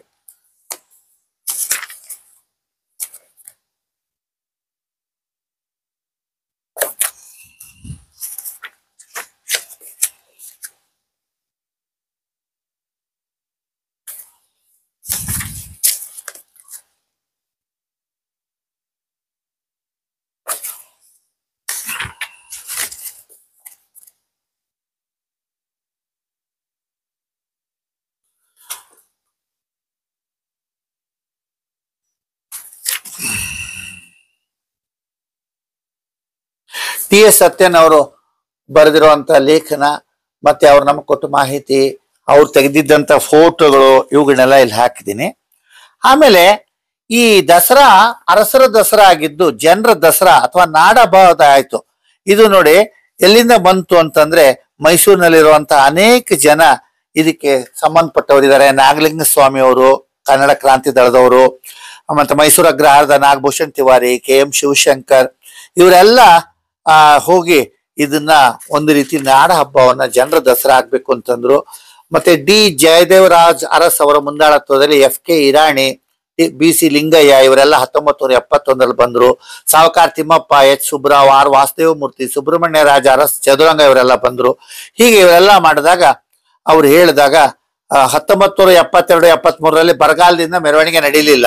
23/9/77 ಜಯಚಾಮರಾಜ ಒಡೆಯರು ಹಸ್ತಂಗತರಾದ್ರು. ಹೀಗಾಗಿ ಅವರ ಅಭಿಮಾನಿಗಳು 73-74 ಸರಳ ಮೆರವಣಿಗೆ ನಡೆಸಿದ್ರು. 1975 ವಿಧಾನ ಪರಿಷತ್ ಸದಸ್ಯರಾಗಿದ್ದ ಜಯದೇವರಾಜ ಅರಸ್ ಅವರು ಅಂದಿನ ಮುಖ್ಯಮಂತ್ರಿ ದೇವರಾಜ ಅರಸು ಅವರನ್ನ ದಸರಾ ನಡೆಸಲು ಬೆಂಬಲಿಸುವಂತೆ ಕೋರಿದ್ರು. ಹೀಗಾಗಿ ಮೊಟ್ಟ ಮೊದಲ ಬಾರಿಗೆ ರಾಜ್ಯ ಸರ್ಕಾರ ಪ್ರಾಯೋಜಿತ ಜಂಬೂ ಸವಾರಿ ನಡೆಯಿತು. ದೇವರಾಜ ಅರಸು ಅವರು ಮೈಸೂರು ಅರಮನೆ ಆವರಣದಲ್ಲಿ 1975 ಹಾಗೂ 76 ಈ ಆಚರಣೆ ಉದ್ಘಾಟಿಸಿದರು. ಮೈಸೂರು ಅರಮನೆಯ ಶ್ರೀಕಂಠ ದತ್ತ ನರಸಿಂಹರಾಜ ಒಡೆಯರ್ ಅವರಿಂದ ಬಂಗಾರದ ಅಂಬಾರಿಯನ್ನು ಕಡಪಡದ್ರಂತೆ. 75 ದಸರಾ ಮೆರವಣಿಗೆಗೆ ಬೆಳ್ಳಿ ರಥ, ಪಲ್ಲಕ್ಕಿ, ಪೊಲೀಸ್ ವಾದ್ಯವೃಂದ, ಸ್ತಬ್ಧ ಚಿತ್ರ ಸೇರಿದವು. ಆನೆ ಹಿಂದೆ ತೆರೆದ ಜೀಪ್ನಲ್ಲಿ ಭಾರತ ಮಾತೆ ಪ್ರತಿಮೆ ಇಡಲಾಗಿತ್ತು. ಸರ್ಕಾರ ನಾಡ ಹಬ್ಬದ ಪ್ರಾಯೋಜಕತ್ವ ಆರಂಭಿಸಿದ ನಂತರ ಚೋಳ ಶೈಲಿಯ ಚಾಮುಂಡೇಶ್ವರಿ ಮೂರ್ತಿ ಬಳಸಲಾಯಿತು. ಹೊಯ್ಸಳ ಶೈಲಿಯಲ್ಲಿ ಚಾಮುಂಡೇಶ್ವರಿ ಮೂರ್ತಿಯನ್ನ ಎಚ್.ಎನ್.ಕೆ. ಗೌಡ ಪ್ರಾಯೋಜಿಸಿದ್ರು. ಈಗ ಅದೇ ಮೂರ್ತಿ ಬಳಕೆ ಆಗ್ತಾ ಇದೆ. 1977 ವಿದ್ಯಾರ್ಥಿ ಅಶಾಂತಿಯಿಂದ ದಸರಾ ಮೆರವಣಿಗೆ ನಡೆಯಲಿಲ್ಲ. 78 ಅಂದಿನ ಉಪರಾಷ್ಟ್ರಪತಿ ಬಿ.ಡಿ. ಜತ್ತಿ ಉತ್ಸವ ಉದ್ಘಾಟಿಸಿದ್ರು. 80 ಮುಖ್ಯಮಂತ್ರಿ ಗುಂಡೂರಾವ್ ಉದ್ಘಾಟಿಸಿದ್ರು. ರಾಮಕೃಷ್ಣ ಹೆಗಡೆ ಉದ್ಘಾಟಿಸಿದ್ರು. 83 ಚಾಮುಂಡಿ ಬೆಟ್ಟದಲ್ಲಿ ಅಶ್ವಯುಜ ಮಾಸದ ಮೊದಲ ದಿನ ಪಾಡ್ಯದಂದು ದಸರಾ ಆಚರಣೆ ಉದ್ಘಾಟನೆ 1984 ಆರಂಭವಾಯಿತು. ಆಮೇಲೆ 87 ಸಿದ್ದರಾಮಯ್ಯ ಅವರು ಉದ್ಘಾಟಿಸಿದ್ರು. ಅಂದಿನಿಂದ ದಸರಾ ವಸ್ತು ಪ್ರದರ್ಶನ ಪ್ರಾಧಿಕಾರ ಆರಂಭವಾಯಿತು. 88 ರಾಜ್ಯಪಾಲರಾಗಿದ್ದ ವೆಂಕಟ ಸುಬ್ಬಯ್ಯ ಅವರು, 90 ರಾಷ್ಟ್ರಪತಿ ಆರ್ ವೆಂಕಟರಾಮನ್ ಅವರು ಜಂಬೂ ಸವಾರಿ ಉದ್ಘಾಟಿಸಿದ್ರು. ಹೀಗಾಗಿ 91 ಹಿಂದಿನ ರಾಜರ ಕಾಲದ ಪದ್ಧತಿಯಂತೆ ಬನ್ನಿ ಮಂಟಪದಿಂದ ಮೆರವಣಿಗೆ ಹಿಂದೆ ಬರುವ ಪದ್ಧತಿ ಮತ್ತೆ ಆರಂಭವಾಯಿತು. ಆಗ ಮೆರವಣಿಗೆ ಉದ್ಘಾಟಿಸಿದವರು ಸಚಿವರಾಗಿದ್ದ ಕೆ.ಎಸ್. ನಾಗರತ್ನಮ್ಮ ಅವರು. ಮುಖ್ಯಮಂತ್ರಿ ಎಸ್. ಬಂಗಾರಪ್ಪ ಆಗ ಜಂಬೂ ಸವಾರಿ ಉದ್ಘಾಟಿಸಿದ್ರು. ಆಮೇಲೆ ಆ ವರ್ಷದಿಂದ ಅರಮನೆಯ ದರ್ಬಾರ್ ಹಾಲ್ನಿಂದ ಸಂಗೀತ ಕಾರ್ಯಕ್ರಮಗಳನ್ನ ಅರಮನೆ ಅಂಗಳಕ್ಕೆ ಸ್ಥಳಾಂತರಿಸಲಾಯಿತು. ಇತ್ತೀಚೆಗೆ ಪ್ರಮಾದದೇವಿ ಒಡೆಯರ್ ಅವರಿದ್ದಾರೆ. ಮತ್ತೆ ಈಗಿನ ಇತ್ತೀಚಿನ ರಾಜರ ಒಂದು ಪ್ರತಿನಿಧಿಯಾಗಿರೋರು ನಮ್ಮ MP ಆಗಿದ್ದಾರೆ. ಅವರು ಸಹ ಈಗ ಈ ಪೂಜೆಗಳನ್ನ ಎಲ್ಲ ಮಾಡ್ತಾ ಇದ್ದಾರೆ. ಇದನ್ನೆಲ್ಲ ತಾವು ಗಮನಿಸಬೇಕು. ನವರಾತ್ರಿ 9 ದಿನಗಳಲ್ಲಿ ದೇವಿಯ 9 ಅವತಾರಗಳನ್ನ ಪೂಜಿಸುವಂತ ಚಿತ್ರ ಇದು.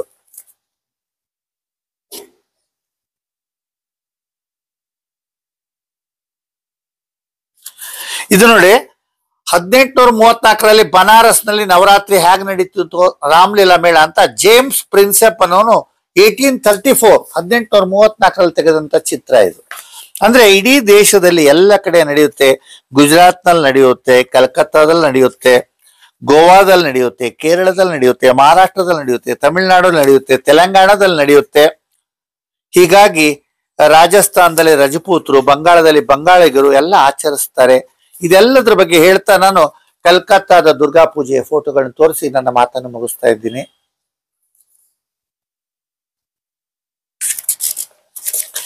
ಅಲ್ಲಿ ಬಹಳ ವೈಭವದಿಂದ ನಾನು 2 ಸಲ ನೋಡಿದ್ದೀನಿ.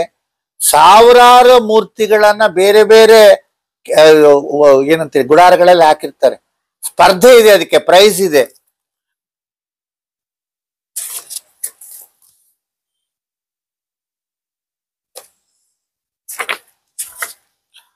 ಹಾಗೆ ದಿಲ್ಲಿಯಲ್ಲಿ ನಡೆಯುವಂತ ರಾಮ್ಲೀಲಾ ಚಿತ್ರಗಳು ನೋಡಿ.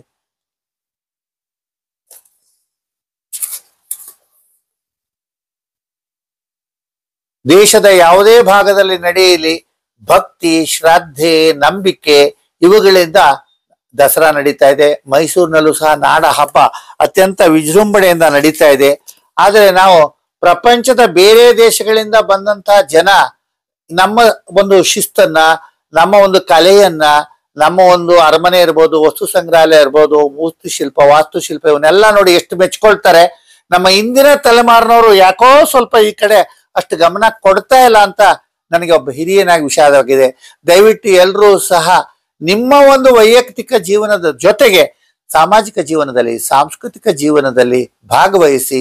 ಅರಮನೆಯಲ್ಲೇ ಆಗ್ಲಿ, ಮೈಸೂರಿನಲ್ಲೇ ಆಗ್ಲಿ, ಬೇರೆ ಬೇರೆ ಸ್ಥಳಗಳಲ್ಲಿ ನಡೆದಿರುವಂತ ಈ ನಾಡ ಹಬ್ಬದ ಆಚರಣೆಯಲ್ಲಿ ಎಲ್ಲರೂ ಬಂದು ನೋಡ್ಬೇಕು. ನೀವು ಮಾಡದೇ ಇದ್ರೂ ಪರವಾಗಿಲ್ಲ, ನಿಮಗ್ ಭಕ್ತಿ ಇಲ್ಲದೇ ಇದ್ರೂ ಪರವಾಗಿಲ್ಲ, ನಿಮಗೆ ಶಕ್ತಿ ಇದ್ರೆ ಸಾಕು, ನಡ್ಕೊಂಡು ಓಡಾಡಿ, ಮೆರವಣಿಗೆಯನ್ನ ನೋಡಿ, ಚಾಮುಂಡೇಶ್ವರಿ ದರ್ಶನ ಮಾಡಿ, ಮೈಸೂರು ಝೂ ನೋಡಿ, ಮೈಸೂರು ಅರಮನೆ ನೋಡಿ, ಬೇರೆ ಬೇರೆ ಊರುಗಳಲ್ಲಿರುವಂತಹ ದೇವಸ್ಥಾನಗಳನ್ನ, ಅದರ ವಾಸ್ತುಶಿಲ್ಪ, ಮೂರ್ತಿ ಶಿಲ್ಪಕ್ಕೋಸ್ಕರ ನೋಡಿ. ನಾನು ನಿಮ್ಮನ್ನ ಭಕ್ತಿಯಿಂದ ಪೂಜೆ ಮಾಡಿ ಅಂತ ಕೇಳ್ಕೊಳ್ಳಲ್ಲ, ಆದ್ರೆ ನಮ್ಮ ಭಾರತೀಯ ಸಂಸ್ಕೃತಿಯನ್ನ ಮುಂದುವರಿಸಲಿಕ್ಕೆ ಜನರ ಬೆಂಬಲ ಬೇಕು ಅನ್ನೋ ಮಾತಿನ ಜೊತೆಗೆ ಇಷ್ಟೆಲ್ಲ ಮಾತು ಹೇಳಲಿಕ್ಕೆ ನನಗೆ ಅವಕಾಶವಾಯಿತು. ಧನ್ಯವಾದಗಳು. ನಮಸ್ಕಾರ.